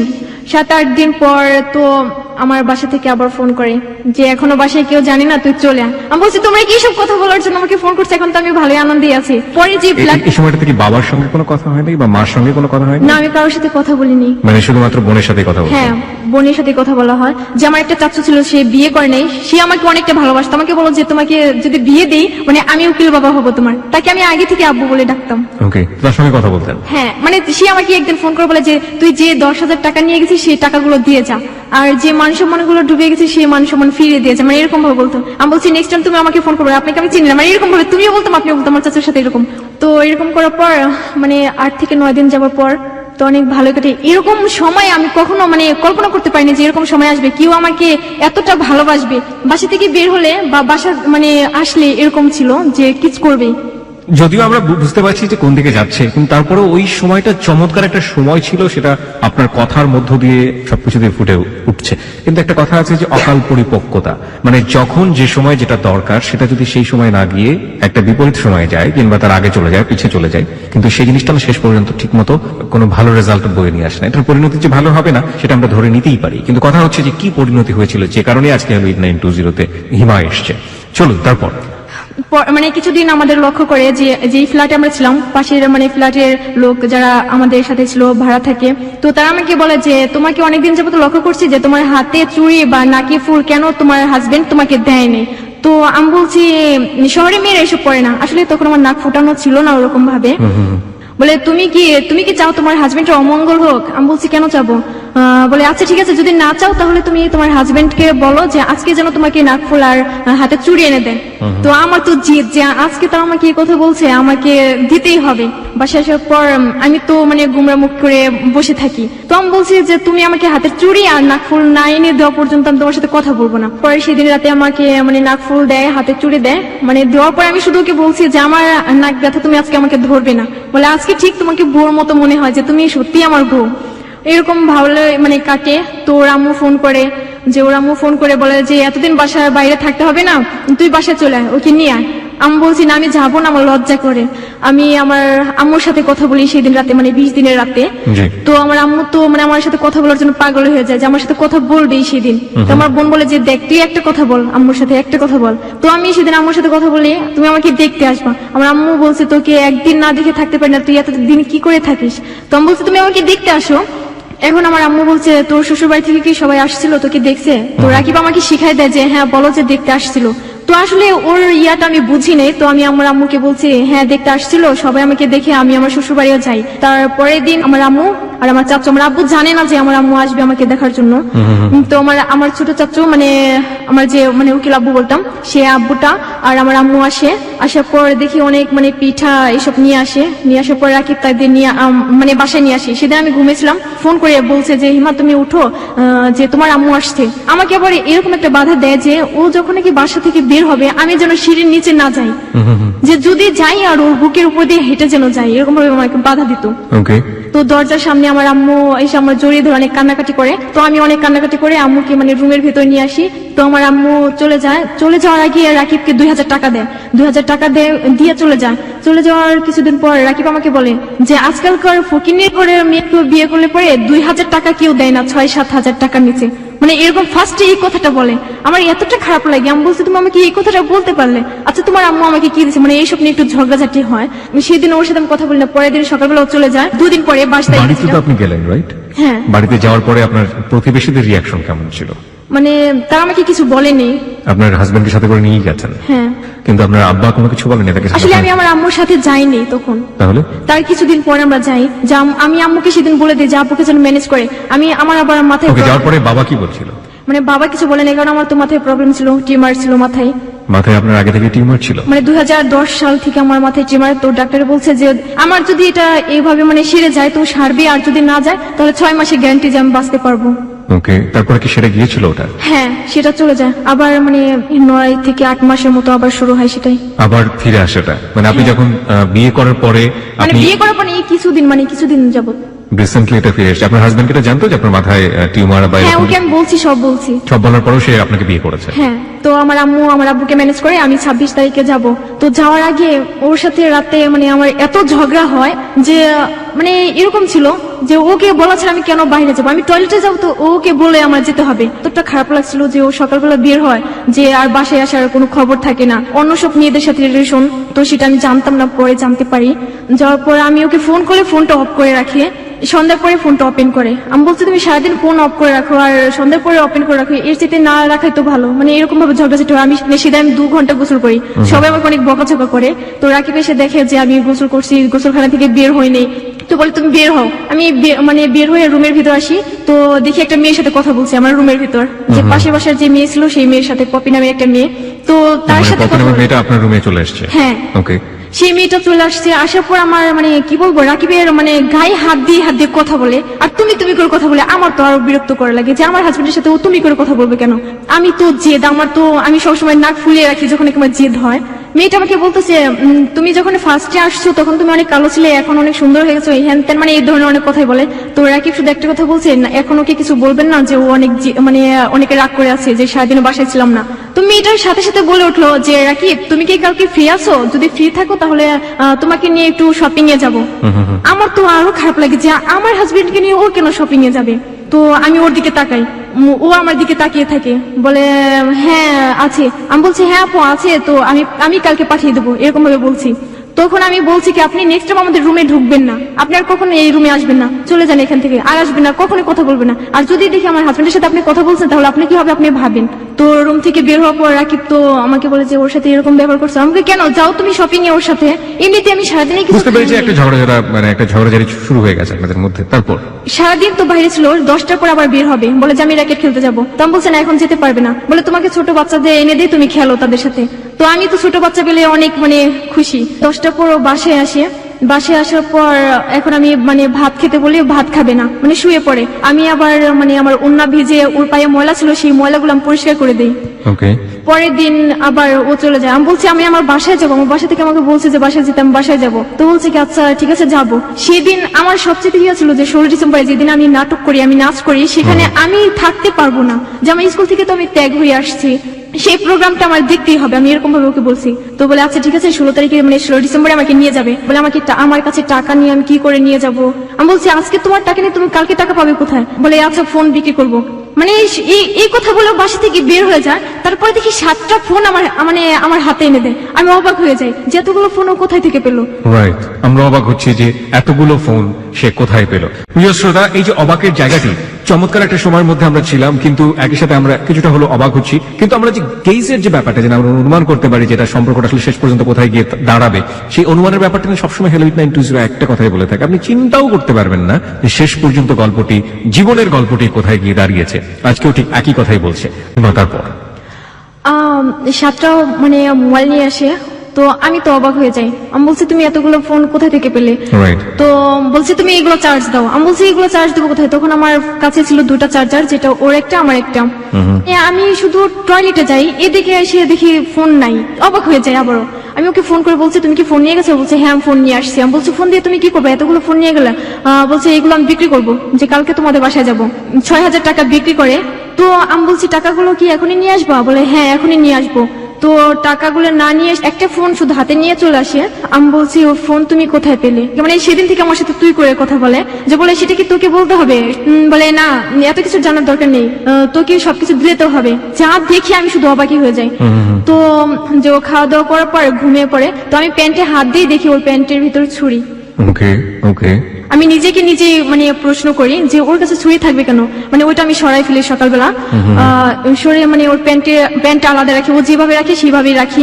সকালবেলা হয় আমাকে বলে যে আমার ফোনটা কোথায়। আমি বলছি তোমার ফোন তো চার্জে ছিল। তো ফোনটা নিয়ে ও ওর একটা ফ্রেন্ডকে ফোন করে, এরকম কোন কিছু বলছে। আমি একটু একটু শুনি যে ওরা ছুরি দেখিয়ে রাস্তাঘাটে যদি কোনো মেয়ে থাকে বা কোনো ছেলের সাথে, তো সেই ছেলেটাকে হুমকি দিয়ে তার কাছে ফোন বা মেয়েটার কাছে যদি কোনো টাকা থাকে সেই টাকাগুলো নিয়ে আসে। Now come to the point. Okay, This track was downloaded from FusionBD.com. তারপর তো পরের দিন সকাল হয়, পর আমরা আমার বাসার দিকে রওনা হই। তো 26 দিনের দিন। তো বাসায় আসার পর বলছে কিভাবে যেতে হয়, কিভাবে যাব। তো আমি বলছি কিভাবে যেতে হয় সেটা আমি তো ভালো করে জানি, তুমি শুধু আমার সাথে যাবা। দেখি আমাদের বাসার গেটের সামনে আমার বোন, আমার চাচাতো বোন দাঁড়িয়ে আছে সবাই। আমার বোন তো আমাকে জড়িয়ে ধরে কান্না করে। তো আমি বাসায় যাই, যাবার পর দেখি আম্মু অনেক ধরনের, আমি অবাক হয়ে যাই আমার আম্মু এত ধরনের রান্না করে যে আমি যাবো বলে বাসায়। পিঠা, পোলাও, এরকম অনেক কিছু রান্না করে। আমাকে অনেকে দেখতে আসে, আমার বান্ধবীরা আম্মুরা, আমার কাকি যারা আছে সবাই আমাকে দেখতে আসে। আমি তো হাসি, আমার লজ্জা করে, তখন আমি হাসছি। চাচাতো ভাইয়েরা বলে যে তোকে না সেদিন আমি হাফ প্যান্ট পরে ঘুরতে দেখি, তুই আজকে বিয়ে করে ফেললি, এরকম ভাবে বলছিলাম। যাওয়ার পরের দিন শুনি যে আমার বান্ধবী রিমার ওর বিয়ে ঠিক। তো ও আমাকে বলছে যে তুই থাকবি, গায়ে হলুদের দিন আমরা আবার চলে আসি। যেদিন আসি ওই দিন রাতে ওর সাথে আমার ঝগড়া হয়, প্রচন্ড ঝগড়া। যে ঝগড়া ও আমাকে এতটা মারছে, মারতে মারতে আমি অজ্ঞান হয়ে পড়ি, যে আমি কথা বলতে পারি না 3 দিনের মধ্যে। যে আমার চোখের নিচে রক্ত জমে যায়, এরকম ভাবে আমার ইয়ে করছে। তো ফোনটাও ভেঙে ফেলি আর কি জিদে। এদিকে আমার আম্মু আব্বু যে আমাকে ফোন করছে, যে টেনশনই আছে যে ফোনটা কেন অফ করে রাখবে। ওষুধ খাওয়ার পর আমি কথা বলতে পারি। তো আমি বলছি তুমি আমাদের বাসায় একটা শুধু ফোন করে দিও, যে আমার ফোনটা নষ্ট হয়ে গেছে, এই কারণে আমি কথা বলতে পারি না। বলে আচ্ছা ঠিক আছে আমি বলবো, ফ্যাক্সিলিটির দোকান থেকে কথা বলবো। আসলে তখন ওরা কথা বলেনি আমার আম্মুর সাথে। কথা না বলার কারণে 26 তারিখে সকালবেলায় দেখি আমার আম্মু এসে হাজির। আমার আম্মু তো সন্দেহ করে যে ও কি তোকে মারধর করছে, তোর চোখের নিচে কি হয়েছে। তো আমার হাতটা টেনে ধরে রাখি, আমাকে পিছনের দিকে এনে ওর সামনের দিকে গিয়ে বলে ওর সাথে দুষ্টুমি করতে গিয়ে ও খাটের সাথে ব্যথা পায়। আমি তখন কিছু বলি না, আমি বাইরে এসে আমি কান্না করি যে ও আজকে আমার আম্মুকে কি বলছে, এত মিথ্যে কথা বলছে। সবসময় বলে যে যাকে আমি ভালোবাসি, যার হাত ধরে চলে আসছি, সে যদি আমাকে আরো আঘাত করে সেটা আমি সহ্য করতে পারবো। এটা ছিল আমার। আব্বু আমাকে 1000 টাকা দিয়ে চলে যায়। সেই 1000 টাকা আমার আব্বু চলে যাবার সাথে সাথে রাকিব আমার কাছ থেকে টাকাগুলো নিয়ে যায়। আমি বলছি তুমি আমার কাছ থেকে টাকা নিয়ে যাও, এই টাকা তো আমার আম্মু দিছে। ঘরে মানে চাউল ছিল না, কোনো কিছু খাবার দাবার কিছুই ছিল না। 2 দিনের মধ্যে ও বাসায় আসে না।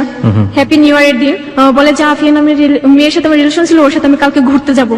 আমি বলছি তুমি আমাকে না নিয়ে ওকে নিয়ে যাবে কেন? বলছি না ও তো জানে না আমি বিয়ে করছি, আর যদি জানতে পারে তাহলে আমাকে মেরে ফেলবে, ওর চাচুরা অনেক খারাপ। আমি খুব অবাক হচ্ছি, আপনার মা জানলো, আপনার ফ্যামিলি জানলো যে ছেলেটাকে আপনি বিয়ে করেছেন, সেই ছেলেটাকে আপনি বাড়ি যাচ্ছেন, তো আপনার বাবা মা একটা স্টেপ নিবে না ওই ছেলের পরিবারে গিয়ে যোগাযোগ করার, ওই ছেলের পরিবারে কে আছে জানার? একটু চেষ্টা করবে না? আসলে চেষ্টা করবে। আমাকে সবসময় এরকম ভাবে ধমকিয়ে রাখতো যে তুমি সবসময় বলবা যে আমার ফ্যামিলির সাথে তোমার ভালোই রিলেশন আছে, বা আমার আম্মু এসে তোমাকে দেখে যায়। ও আমাকে যেটা বলতো আমি সেটাই করতাম। আপনি ফ্যামিলিতে এটা বলতেন, তো সমস্যা কি? আপনার বাবা মা যেতেই পারে আপনার শ্বশুর বাড়িতে, সেটা রাকিব স্টপ করতো কেন? মানে স্টপ করতো কেন সেটা, মানে ও আমাকে বলছে আমাদের বাসাটা 6 তলা বিল্ডিং, আসলে সেটা ছিল না, এই কারণে। আপনার বাবা মা রাকিবের সাথে সরাসরি কথা বলতো না যে আমরা তোমার বাবা মার সঙ্গে কথা বলতে চাই, দেখা করতে চাই? হ্যাঁ বলতো যে আমার আম্মু যদি এই কথা বলতো, অন্য কথা বলে আমার আম্মুকে ভুলে ফেলতো, এরকম ছিল। আপনার বাবা রাকিবের সাথে কোনো কথা বলেনি? বেশি কথা বলতো না ওর সাথে। আপনার সাথে কথা বলতো না? আপনাকে তো অনেক আদর করতো। হ্যাঁ আমার সাথে কথা বলতো। ওকে, তারপর? হ্যাপি নিউ ইয়ারের দিন, ওই দিন সারাদিন ও মেয়েটার সাথে ঘুরে, তো ফোন টোন সব অফ করে রাখে। এদিকে যে আমি না খেয়ে আছি সেটাও দেখার ছিল না, যে এরকম কষ্ট ছিল যে এখানে পানিও ছিল না, যে আমি 1 গ্লাস পানি খাবো, পেটের ব্যথায় মানে উঠতে পারি না বিছানা থেকে। যে 2 দিন কাটে আমার এরকম ভাবে, মানে আজকে ধরেন সকালবেলা বের হয়েছে, পরের দিন বিকালবেলা চলে আসছে, মানে 2 দিনই প্রায় হয়ে যায়। তো আসে না, আমি ওর আম্মুকে ফোন করছি, বলছি মা আপনার ছেলে তো এখন আসে না, একটু তাড়াতাড়ি আসতে বলেন। বলে আচ্ছা ঠিক আছে আমি বিকালে পাঠিয়ে দেবো। এরকম করতে করতে সন্ধ্যার পরে বাসায় আসে, বলে যে তোর কি হয়েছে, তুই এত ফোন করিস কেন? সেদিন আমাকে অনেক মারধর করে, শুধু শুধু আমাকে মারছো কেন? বলে যে আমার টাকা লাগবে, এখন আমার টেনশন, আমার মাথায় অনেক টেনশন। আমি বলছি টাকা দিয়ে তুমি কি করবা? মানে এক এক সময় এক এক ধরনের কথা বলে, যে একটা কিছু করতে হবে, আমার কাজ আছে, আমি এটা করবো। আমার বলে আমার সেমিস্টারের ফিস দিতে হবে, মানে এরকম ভাবে বলছে। তুমি তোমার আম্মুর কাছে টাকা চাও, তখন আমাকে মানে ভালোবাসার একটা দেখায় যে তুমি তোমার আম্মুর কাছে টাকা চাও। আমি বলছি না, আমি এখন আমার আম্মুর কাছে আমি টাকা চেতে পারবো না। আচ্ছা আচ্ছা ঠিক আছে, তোর টাকা লাগবে, তোর টাকা নিয়ে তুই থাক। এরকম করে বাসা থেকে বের হয়ে মানে সিগারেট নিয়ে আসতো, যে আমার সামনে সিগারেট খেতো। আমি আবার ওইসব পছন্দ করতাম না, তো আমি বলছি তুমি এইসব করবা না, আমি আমার বাসা থেকে আমি টাকা চাইবো। তো সাথে সাথে আমি ফোন করি আমার বাসায়, আমার আম্মুকে বলছি আমাকে 50,000 টাকা দিতে হবে। তো আম্মু তো বলে যে তোর আব্বু কি শুনবে? তখন আমি বলছি আমার মাথায় আবার টিউমার হয়েছে, ওর কারণে আমি মিথ্যা কথা বলি আমার আব্বু আম্মুর কাছে। আর রাকিব আমার আম্মুকে বলছে তখন আমি সেমিস্টার ফিস দেবো, আমার এই পরীক্ষাটা শেষ হলে পরে তারপর আমি যে কোনো একটা জব করবো, এরকম ভাবে বলতো। আম্মু বলে আচ্ছা ঠিক আছে কালকে সকালবেলায় চলে আসো। যেদিন যাবো সেদিন থেকে রাকিব আমাকে বলে যে তোমার আব্বুকে বলো তুমি টাকা দিতে বলো, যদি তুমি আমার সুখ চাও তাহলে আমাকে টাকা দাও, এরকম ভাবে বলি। কাকি এসে আমাকে বলে যে আমার আব্বুকে বলছে ভাইয়া আপনি এই কাজটা কখনো ভুলে করবেন না, যে আপনি ছেলেটাকে চেনেন না, অচেনা অচেনা হয়তো বা এখনো ভালোবাসা দেখাচ্ছে, হিমাকে ভালোবাসে, পরে যদি এরকম না হয়, যদি ছেলেটা চলে যায় তখন কি হবে? আম্মু তো আমার কান্নাটা সহ্য করতে পারে না, আমার আম্মু তো আমার আব্বুকে ম্যানেজ করে ফেলছে যে টাকা দিতেই হবে। যে এরকম আমরা 5 থেকে 7 দিন থাকি, থাকার পর আমার আব্বু টাকা দেয় 20,000 টাকা। মানে যেদিন টাকা দেয় সেদিন আবার আমাদের বাসায় আবার অনুষ্ঠান ছিল, আমার ফুপ্পিরা সবাই আসে। আমার চেহারাটা দেখেও সবাই অবাক হয়ে যায় যে আমি এতটা স্বাস্থ্য মানে ছিলাম আর এখন কি হ্যাংলা হয়ে গেছে, সবাই এরকম ভাবে বলে। আমি মানে সবার সামনে যেতে লজ্জা করতাম। আমার তো আমার ভাইয়াদের সাথে খেলতে যায়, 4টা বাজে, তো সাথে সাথে রাকিব চলে আসে। আমার বলতেছে যে তুমি তোমার আব্বুর কাছে টাকা নিছো? আমি বলছি না, একটু পরে দেবে। বলছি একটু পরে কখন দেবে? তখন আমার মানে আমার পায়ে লাথি মারে। ওকে ওকে। সেই লাথি মারটা আমার বড় বোন দেখে, বড় বোন দেখে পরে ও মানে আমাকে ডাকে, বলে তুই এখানে। তো আমি যাই, আমাকে বলে তুই তোকে অনেক মারধর করে না? আমি বলছি না, এমনিতে এখন তোর রাগ হয়েছে এই কারণে, ও আমাকে একটা কথা বলছে এই কারণে কথাটা শুনিনি। আমার বোন বলে যে না তোকে মনে হয় অনেক অনেক অত্যাচার করে, এরকম বলছে। আমি বলছি ধ্যাত তোমরা কি বলো, রাকিব আমাকে অনেক ভালোবাসে, অনেক ভালোবাসে, তোমাদের থেকে বেশি ভালোবাসে, এরকম বলে আমি রুমের ভিতরে গিয়ে আবার কান্না করি যে আমি ওর কারণে কি মিথ্যা কথা বলছি, আমি আমার ফ্যামিলিকে মিথ্যা কথা বলছি, আমি মিথ্যা কথা বলা পছন্দ করতাম না, আর ওর কারণে আমার বলতে হয় আজকে। তো আব্বু টাকা দেয়, তো রাকিব আমাকে ওই 20,000 টাকার মধ্যে থেকে 1,000 টাকা আমাকে দিয়ে যায়। ও চলে যায় আমাকে রেখে, আমি ওর সাথে যাওয়ার জন্য করি যে আমি যাবো। আমি তো জানি যে ওর সেমিস্টারের ফিস দেবে না, আসলে ওর টাকাটা এভাবে নেয় যে ও জুয়া খেলে, যে জুয়া খেলার ওখানে ঋণ হয় 20,000 টাকা, সেই টাকা আমাদের বাসা থেকে নেয়, সেটা আমি জানি না, এই কারণে। আপনি জানলেন কবে? মানে জানি তার কিছুদিন পর ওর একটা ফ্রেন্ড আমাকে ফোন করে জানায়। ওর ফ্রেন্ড আপনার নাম্বার পেলো কিভাবে? ওর ফ্রেন্ড রাজীব, তারপরের দিন থেকে আমি ফোন দিলে ফোন রিসিভ করে না, মানে SMS করে SMS এ রিপ্লাই করে না। আসলে তখন আমি প্রেগনেন্ট ছিলাম। কোথা থেকে কোথায় যাচ্ছেন? আসলে আমি বুঝতে পারতাম না যে আমি নিজেই প্রেগনেন্ট, মানে আস্তে আস্তে বুঝতে পারি। আলটিমেটলি খারাপ লাগা জায়গাটা থেকে আপনি পরবর্তীতে গিয়ে বুঝলেন যে আপনি আসলে প্রেগনেন্ট। কিভাবে বুঝলেন? আমার বমি আসতো বা আমার কোনো কিছু, আমার গন্ধ এরকম ভাবে থাকতো। তো তো সেদিন আসার পর আমাকে বলে ঘুরতে যাবো, আমি বলছি এখন তো ঘুরতে যেতে পারবো না, এখন সন্ধ্যা লেগেছে, যদি কোনো কিছু হয়ে যায়। আচ্ছা ঠিক আছে যাবো না, একটু যাবো, খেজুর গাছের ওখানে আমাকে নিয়ে যাই। ওখানে নিয়ে আমার এই হাতটা ছেড়ে দিয়ে ফোন করে একটা মেয়ের কাছে, মানে রুবা নামের একটা মেয়ে। তো আমি বলছি তুমি কার সাথে কথা বলো? বলে তুমি তো নেই, এই কারণে টাইম পাস করার জন্য। আপনাদের বাড়িতে থেকে ওই ধরনের আচরণ করছে? হ্যাঁ, ওকে। যে ও আমার সাথে এরকম করছে আমি কাউকে বুঝতে দেই না আর কি। কি বলবো, ওর বুকের ভিতর আমাকে জড়িয়ে ধরে রেখে অন্য মেয়ের সাথে কথা বলে। তো বলে যে কালকে দেখা হবে। মেয়েটা তো ফোন দিতেই আছে যে ওর সাথে দেখা করবে। তো তখন আমার হাতে লাঠি ছিল, ওই লাঠি দিয়ে আমি রাকিবের পা একটা আঘাত করি। এবং আপনার নিজেরও একটা মাথায় মারা উচিত। আমার শোনার পরে একদম ভেতরের ফিলিংস যেটা হচ্ছে, প্রথম কথা হচ্ছে একটা বাবা মা কতটা কাণ্ডজ্ঞানী হতে পারে একটা ফ্যামিলির। একটা ছেলেকে বিয়ে করেছেন আপনি, তাকে তার বাড়িতে কে আছে কোথায় আছে সে ভুলিয়ে ভালিয়ে রাখছে, কোনো খোঁজ খবর নিচ্ছে না।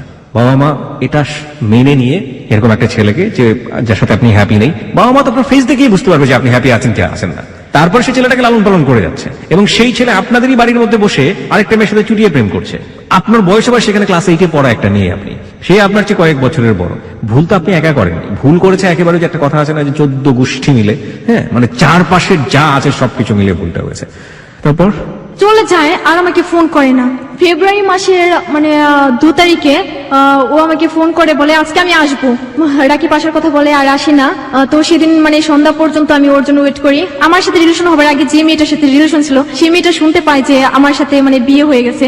তো এই কারণে ও ঘুমের এবং ট্যাবলেট সেটার জন্য সেটা আপনাকে বলছে যে এই মেয়েটা হসপিটালে আছে, সুতরাং আমি আসতে পারবো না, হ্যাঁ। তার সেবা যত্ন করছি আমি ওখানে। হ্যাঁ এরকম বলছে যে তাকে আমি দেখতে যাব। বলছে, আমি বলছি সামান্য ওই মেয়েটার সাথে রিলেশন ছিল এই কারণে ও দেখতে যাবে, তাহলে আমি অসুস্থ হলে অবশ্যই ও আমাকেও দেখতে আসবে। মানে ব্লেড নিয়ে এসে মানে ইচ্ছা মতো হাত কাটি। এবং এটার এজন্যই করলেন যে আপনাকে যেন সে দেখতে আসে। হ্যাঁ এই কারণে আমি করি। ভেরি মানে সিম্পল ইকুয়েশন, সহজ সরল মনে যা ঘটে যায় একের পর এক, এবং পাগলামোর যে চূড়ান্ত সেটার একটা বেস্ট এক্সাম্পল হচ্ছে আজকের এই হ্যালো 8920। আপনার হাতের একটা ছবি আমরা হ্যালো 8920 দিয়ে দিচ্ছি। প্রিয় শ্রোতা, ইমোশনাল একটা মানুষকে কতটা বিবেকহীন করে ফেলতে পারে এবং কিশোর বয়সে এটার রেঞ্জটা কতটুকু আপনারা একটু দেখুন ফেসবুকে এসে, যে হাতটাকে সে কিভাবে ক্ষতবিক্ষত করেছিল। ও মাই গড।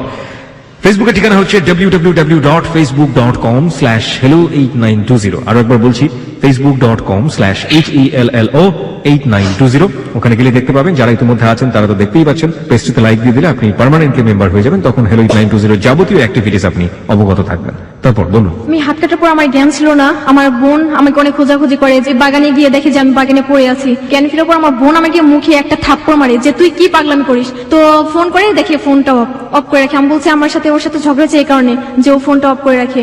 রাত 10টা বাজে ওর একটা ফ্রেন্ড মানে রাজীব, তার নাম্বারটা আমি আমার চাচাতো বোনের কাছে দিই। তো আমার চাচাতো বোন ফোন করে বলে যে হিমাজি এরকম কাজ করছে, আপনি ওকে একটু বলেন যে ও যেন তাড়াতাড়ি ওকে দেখতে আসে। তো 10টার পরে রাকিব ফোনটা ওপেন করে, সাথে সাথে রাজীব ওকে ফোন করে জানায় যে এরকম আমার অবস্থা। তো রাকিব আমার বোনকে ফোন করে বলে যে আমি যা শুনছি সেটা কি সত্য? বলে হ্যাঁ সত্য।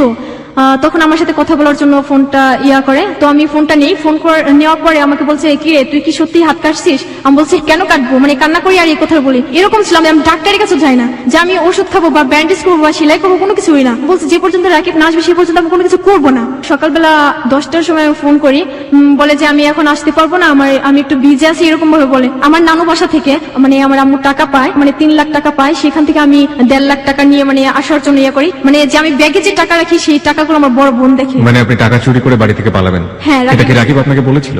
মানে রাকিব এরকম ভাবে বলছে যে আমি তোমাকে এনে খাওয়াবে কি রাখবো কোথায়? আমি বলছি এই কথা তো তুমি আমাকে আগে বলোনি, যে এটা তো বিয়ের আগে করার কথা ছিল। তখন আমি ভাবছি আমি যদি টাকা নিয়ে আসি তুমি আমাকে নিবে না, বলে যদি টাকা নিয়ে আসতে পারে তাহলে আসবে। আমার বোন এদিক দিয়ে আমার ব্যাগ থেকে টাকাগুলো সরিয়ে ফেলে। আমি আর দেখি না যে ব্যাগে টাকা আছে কিনা।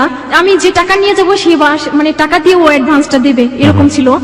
তো আমি যাওয়ার পর এখন বাড়িওয়ালা তো টাকা নেওয়ার জন্য আসছে, যে আপনি আসছেন তো টাকাগুলো আগে দেন। যে ব্যাগে যখন আমি হাত দিই টাকাগুলো না দেখি তখন আমার তো অন্যরকম, যে এখন আমি টাকা পাবো কোথায়? তো আমি রাকিবকে বলি, রাকিব বলে যে এটা তোদের প্ল্যান। কি বলবো, ও আমার সাথে অনেক খারাপ ব্যবহার করে। তখন 5টার সময় বের হয়, সন্ধ্যা লেগে যেত, মানে আসেই না। তারপর থেকে ফোনটা অফ। আমি কারণ টেনশন পড়েছি, আমি তো এখানকার কিছুই চিনি না, আমি কোথায় যাবো কি করবো? আমি বাড়িওয়ালাকে সবকিছু বলি। বাড়িওয়ালারা তখন আমার শাশুড়িকে ফোন করে, আমার শাশুড়ি বলে যেভাবে তুই আমার ছেলেকে ঘর থেকে বের করে নিয়েছিস সেভাবে আমার ছেলেকে আমার কাছে ফিরিয়ে দিয়ে যাবি। আর এরকম ভাবে সারা রাত কেটে যায়। পরের দিন 12টার সময় রাকিব আমাকে ফোন করে বলে তুই বাসা থেকে বের হয়ে আয়, আমি তোকে নিয়ে আসবো আমাদের বাসায়। আমি বাইরেকে বলছি আঙ্কেল আপনি তো আমার ফোনটা রাখি আমাকে কিছু টাকা দেন। তো তারা আমাকে 200 টাকা দিয়ে আমার ফোনটা নেয় না। রিক্সা ওঠার পরে ও ফোনটা আবার off। তখন আমি কোথায় যাবো আমি নিজেও জানি না, যে তখন আমি রাস্তায় পড়ে যাই। 12টা থেকে 5টা পর্যন্ত ওকে আমি অনেক খোঁজাখুঁজি করি কিন্তু পাই না। লাস্ট ওর আব্বুকে আমি ফোন করি, ফোন করার পর বলছি আপনি ছিল আমাকে এরকম ভাবে রেখে দিয়েছে, আপনি আমাকে নিয়ে যান। আমাদের উকিল হয় আর কি বিয়ের যে ছিল সাথে, তো সে আমাকে নিয়ে যান। ও তার ভাবির কাছে নিয়ে যায়, নিয়ে গিয়ে বলে যে আমি রাত 10টার পরে আমি নিয়ে যাব। তখন আমার ভিতর অন্যরকম একটা আসে যে রাত 10টার পরে আমার কোথায় নিতে পারে, এখান থেকে যেভাবে হোক আমার পালাতে হবে। তো আমার শাশুড়িকে আমি ফোন করে বলছি আপনি কি আমাকে নেবেন, আর যদি আমাকে না নিয়ে যান আমি নিজে এখানে আত্মহত্যা করে আপনাদের দায়ী করে যাব। তো আমার শাশুড়ি আর শ্বশুর এসে আমাকে রাত 10টার সময় নিয়ে যায়। এই প্রথম আপনি গেলেন আপনার শ্বশুর বাড়ি? হ্যাঁ। কোথায় ছিল শ্বশুর বাড়ি? নারায়ণগঞ্জ জারপুর উত্তরপাড়া খোলা মার্কেট। গিয়ে কি দেখলেন? মানে ছোট একটা বিল্ডিং এর মতো আর কি তোলা, হ্যাঁ। যে টিন সিট করলেও আসলে করতে পারে। কয়জন ফ্যামিলি মেম্বার ছিল ওখানে? মানে ওরা 4 ভাই বোন, ওরা আব্বু আমরা। পরে রাকিব শুনে যে আমি ওদের বাসায় আসবো, বলে তুই আমার আম্মুকে নিয়ে থাক, আমি আমার মতো চলে গেলাম। আমি ওদের বাসায় যাই। না আপনি বাসায় গেছেন? ওর আম্মু তো আমাকে মানে অনেক কথা আমাকে বলে, কি বিয়ে করার বয়স হয়েছে, তুই আমার ছেলেকে বিয়ে করছিস, আমার ফুলের মতো ছেলে ছিল। সব মায়ের কাছে তার ছেলে ফুলের মতোই থাকে। This is the story, we know that. তখন আমি একটা কথা বলছি আমার শাশুড়িকে, আপনার ছেলেকে যেরকম আদর করে বড় করছেন আমার আম্মু আব্বু আমাকেও তেমন আদর করে বড় করছে। প্রথম দিনই ঝগড়া শুরু করলেন? মানে এই কথাটা আমি কংগ্রাচুলেশন। ওকে। আমি তো 2 দিনের মধ্যে খাই না, পানিও খাই না, রাতটা কাটে কোনো মতে। ফজরের আজানের সময় আমার শাশুড়ি আমাকে ঘুম থেকে ওঠা, বলে বরকা পর তোকে তোর বাসায় দিয়ে আসবো। আমি বলছি আমি আমার বাসায় যাবো না, অনেক কান্নাকাটি করি। আমার মানে শাশুড়ি পা ধরে কিভাবে কোথায় কিভাবে আমাকে নিয়ে আসে আমি নিজেও জানি না, গাড়িতে করে। তো আমাকে শুধু হেমাদপুরের মানে টিকিট কেটে দেয়। তো আমি গাড়িতে উঠি, তখন বলে বাই, আর কখনো দেখা হবে না। যে আমি এরকম প্রেগনেন্ট আমি কাউকে মানে বলতে পারছি না, মাস চলে যাচ্ছে, আমার অবস্থাটা অনেক খারাপ হয়ে যায়।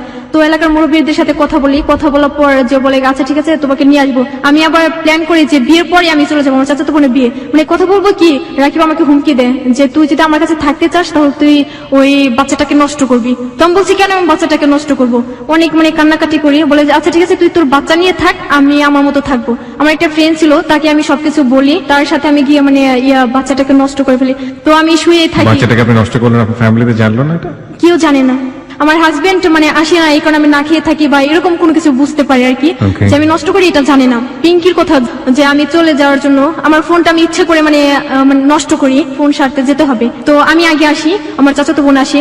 আসলে ওর যে গয়নাগুলো ছিল সব ছিল মানে রূপার, কিন্তু স্বর্ণর দিয়া মানে ধোয়া ছিল। তো ওইগুলো নিয়ে আসি, আমি দেখি নাই যে ও কি নিয়ে আসছে। তো চেঞ্জি নিয়ে আমি চলে যাই গাবতলী পর্যন্ত। গাবতলী রাকিব এসে দাঁড়িয়ে আছে যে আমাকে নেওয়ার জন্য যাত্রাবাড়ি, যে ওইখানে আমরা আবার নতুন করে বাসা ভাড়া নেওয়া হয়। সব টাকা মানে রাকিবই দিয়ে। মানে আপনার বোনটাও পালাচ্ছে আরেকজনের সাথে, তাই তো? হ্যাঁ এরকম। সেই গয়নাগুলো আমার চাচাতো বোন রাকিবের হাতে দেয়। হারটা যে ছিল একটু অংশ নিয়ে বালু দিয়ে মানে ঘষে নিয়ে আসে, বলে দেখো এগুলো সব নকল। মানে যাওয়ার সময় বলে যে আমি তাড়াতাড়ি আসবো, 10টার আগে আসবো। রাকিব যখন নাকি বের হয়ে যায় তখন আমার ভিতর থেকে কেমন যেন মনে হয় যে ও ফিরে আসবে না, কখনো ওর সাথে আমার দেখা হবে না। তার একটু পরে আমি ফোন করি, ফোনটা অফ। পরে আমি ওদের এলাকার যে বড় ভাই মানে ওদের বাসায় বিচার নিয়ে যায় যে আপনার ছেলে এরকম ভাবে একটা মেয়েকে বিয়ে করছে, আবার এরকম ভাবে রেখে আসছে, এখন মেয়েটার কি উপায়। তো আমার শাশুড়ি আমাকে ফোন করে বলে তুই যদি আমার ফোনে ফোন করিস কখনো তাহলে তোর খবর আছে, আমি এখন যে এই পুলিশ নিয়ে তোর এখানে আসবো, তোকে ধরিয়ে দেবো, তুই একটা খারাপ মেয়ে। আমি আর আমার চাচাতো বোন, এখন আমার তো সবকিছুর দায়িত্ব এখন হয়ে গেল আমার। ও আমাকে পা ধরে কান্না করে বলে যে তুই আমার মাথায় হাত রেখে শপথ করবি কখনো কারোর কাছে বলতে পারবি না যে আমার এসএসসি এর রেজাল্টটা অনেক খারাপ হয়, এই কারণে আমি মিথ্যা কথা বলে বাসা থেকে চলে আসি। বুঝলাম না, আমি বুঝলাম না। মানে এসএসসি রেজাল্ট খারাপ হলো, পাশ থেকে চলে আসলো, মানে কি কাহিনী? মানে ও বলছে মানে মিথ্যা কথা বলছে আমাকে যে রাজীবের সাথে আমি চলে যাব, আসলে এইসবের কিছুই না। তো আসার পর বিয়ের গহনাগুলো নিয়ে পালিয়ে এসছে। হ্যাঁ, সেখান থেকে আমার চাচাতো বোন ওর বাবাকে ফোন করে বলে যে হিমার হাজবেন্ড আমাকে জোর করে নিয়ে আসছে, যে মানে ওর যতগুলো আত্মীয় ছিল সবাই আসে আমাকে নেওয়ার জন্য, যে আমাকে নিয়ে থানায় দেবে বা করবে এরকম কোনো কিছু করার জন্য। এখন নিয়ে যাই গাড়ির ভিতরে, মানে মারতেই আছে। আমি যতই বলছি যে আমার কোনো দোষ নেই, আমি যত বলি তত ওরা আমাকে আঘাত করে, এত মারছে। আমি নিয়ে যাওয়ার পর আমাকে চেয়ারম্যান বাড়ি সরাসরি নিয়ে যায়। ওর আব্বু আমার উপর চাপ দিয়ে দেয় যে তোর হাজবেন্ড, তোর হাত আছে এইটার ভিতরে। মানে একদিনের সময় দেয় আমার আব্বুকে যে একদিনের মধ্যে হয়তোবা ওই স্বর্ণগুলো দিতে হবে, নয়তোবা 6 লাখ টাকা দিতে হবে। বাগান ছিল, যে বিচারের রায় দেয় যে ওই জমিটা দিয়ে দেবো ওকে, মানে আমাদের জোর জুলুম করে মানে ওই দলিল করে নিয়ে যায়। তো আমার উপরে এতটা অত্যাচার, সবাই আমাকে মারধর করতো, আমার চাচাতো ভাই ফুপিরা মানে যারা আছে। একটা যেটা বুঝলাম যে আপনার এই বোনটি আপনার হাত ধরে পালিয়েছিল, তার রেজাল্ট খারাপ হয়েছে সে কারণে। হ্যাঁ। এবং সে এতগুলো গহনা কোথা থেকে নিয়েছে? তার বাড়ি থেকে। এটা কি তার বিয়ের গহনা? তার বিয়ের গহনা না, তার বাড়িতে ছিল এই গহনাটা। হ্যাঁ। আলটিমেটলি এই গহনা আপনার ভাষ্য মতে এটা গহনা ছিল না, কিন্তু তার বাড়ি থেকে লোকজন যেটা প্রিটেন্ড করেছে যে আপনি তাকে শেল্টার দিয়েছেন বা আপনি তাকে বাড়ি থেকে ভাগানোর জন্য সহায়তা করেছেন, এবং সেই জন্য আপনার উপর অত্যাচার শুরু হয়, এবং পরবর্তীতে এটাকে তারা দাবি করে এটা 6 লাখ টাকার গহনা ছিল, এবং এই 6 লাখ টাকার উসুল তারা আদায় করে আপনাদের কাছ থেকে জমি নিয়ে, তাই তো?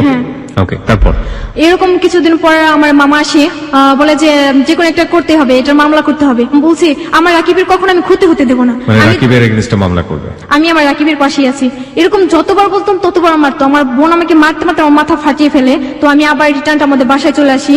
আসার পর তো আমাকে আমার ভাবিটা আমার হাতের চুড়ি নাকের ফুল মানে ফেলে দেয়, বলে তোর বিয়ে হয়নি। রশি দিয়ে বেঁধে গরম পানি আমার হাতে ঢালে, যে তারপর আমার মামা আমার আঙ্কেল সবাই আমাকে নিয়ে যায় থানায়, যে ওর নামে মামলা করবে। সেখানে জিটি করে আমি বাসায় আসি, আমি গলায় রশি দিই, মানে এরকম যে আমি মারাই যাবো। মানে রাস্তাঘাটে যাকে দেখতাম বলতাম যে আমার রাকিব আসবে, মানে তোমাকে একদম আমার পাগলের মতো অবস্থা, যেটা কি হ্যাঁ, পাগলই হয়ে গেছে। একেবারে পাগলে, মানে আমি এরকম ছিলাম যে আমার হাতে বা পায়ে কোনো ময়লা আমি মানে দেখতেই পেতাম না। যে ব্রিজের উপর দিয়ে আসতে হয় আমাদের বাসায়, সেই ব্রিজের ধারে যেয়ে দাঁড়িয়ে থাকতাম। তোমাকে এরকম ভাবে 3 মাস প্রায় এরকম ভাবে আমি কাটাই। তো ফকির বাড়ি বা ডাক্তার এইসব অনেক কিছুই দেখায়। তো সেই বাড়ি গিয়ে মনে করেন আমাকে সুস্থ করা হয়। মানে রাকিব আমার লাইফ থেকে চলে যাওয়ার পর খাটে বা বালিশে শোয়া জিনিসটা কি সেটা আমি এখনো চোখে দেখি না। রাকিব চলে গেল মানে রাকিব কোথায় গেল? সে যোগাযোগ করে না আপনার সাথে? না, আমার সাথে যোগাযোগ করে না। এরকম আমার আম্মু বলে যে এখন তো ও সুস্থ হয়েছে, যে আবার মানে সেই মামলা আবার করা হবে, মামলা করা হবে রাকিবের হ্যাঁ। এগেইনস্টে। ওকে, তারপরে সেই বাসা থেকে আমি মানে 1,75,000 টাকা নিয়ে আমি চলে যাই আমাদের বাসা থেকে। এই টাকাটা আসলো কোথা থেকে? আমার আম্মু এরকম আমার নানার বাসা থেকে টাকা নিয়ে আসছিল। ওই টাকাটাই আলটিমেটলি আপনি হ্যাঁ। 1,75,000 টাকা চুরি করে পালালেন রাকিবের বাড়ি যাওয়ার জন্য, হ্যাঁ। তাই তো? হিমা, যেখানটাতে আমরা ছিলাম, আপনি 1,75,000 টাকা বাড়ি থেকে চুরি করে নিয়ে আবার সেই রাকিবের কাছে ফিরে গেলেন কতদিন পরে? 3 মাস পর। 3 মাস পর। এবং এই 3 মাস তো বাড়িতে যা করেছেন এবং আপনার সাথে যা করা হয়েছে তা রীতিমতো অবর্ণনীয়। ফাইন, যাওয়ার পরে কি হলো? 1,75,000 টাকা নিয়ে আমি সরাসরি বাসায় যাই না, যে আমার বান্ধবীর বাসায় উঠি। সেখান থেকে আমি ওদের শুধু ম্যানেজ করে যে আমি আমার হাজবেন্ডের সাথে ঝগড়া করে আসছি, যে কিছুদিন থেকে আবার চলে যাব। আমি কাউকে বলি না যে বাসা থেকে টাকা নিয়ে আসছি। তো ওদের ওইখান থেকে আমি বলছি যে আমি একটু ঘুরতে যাবো, এই কথা বলে আমি রাকিবদের বাসায় যাই।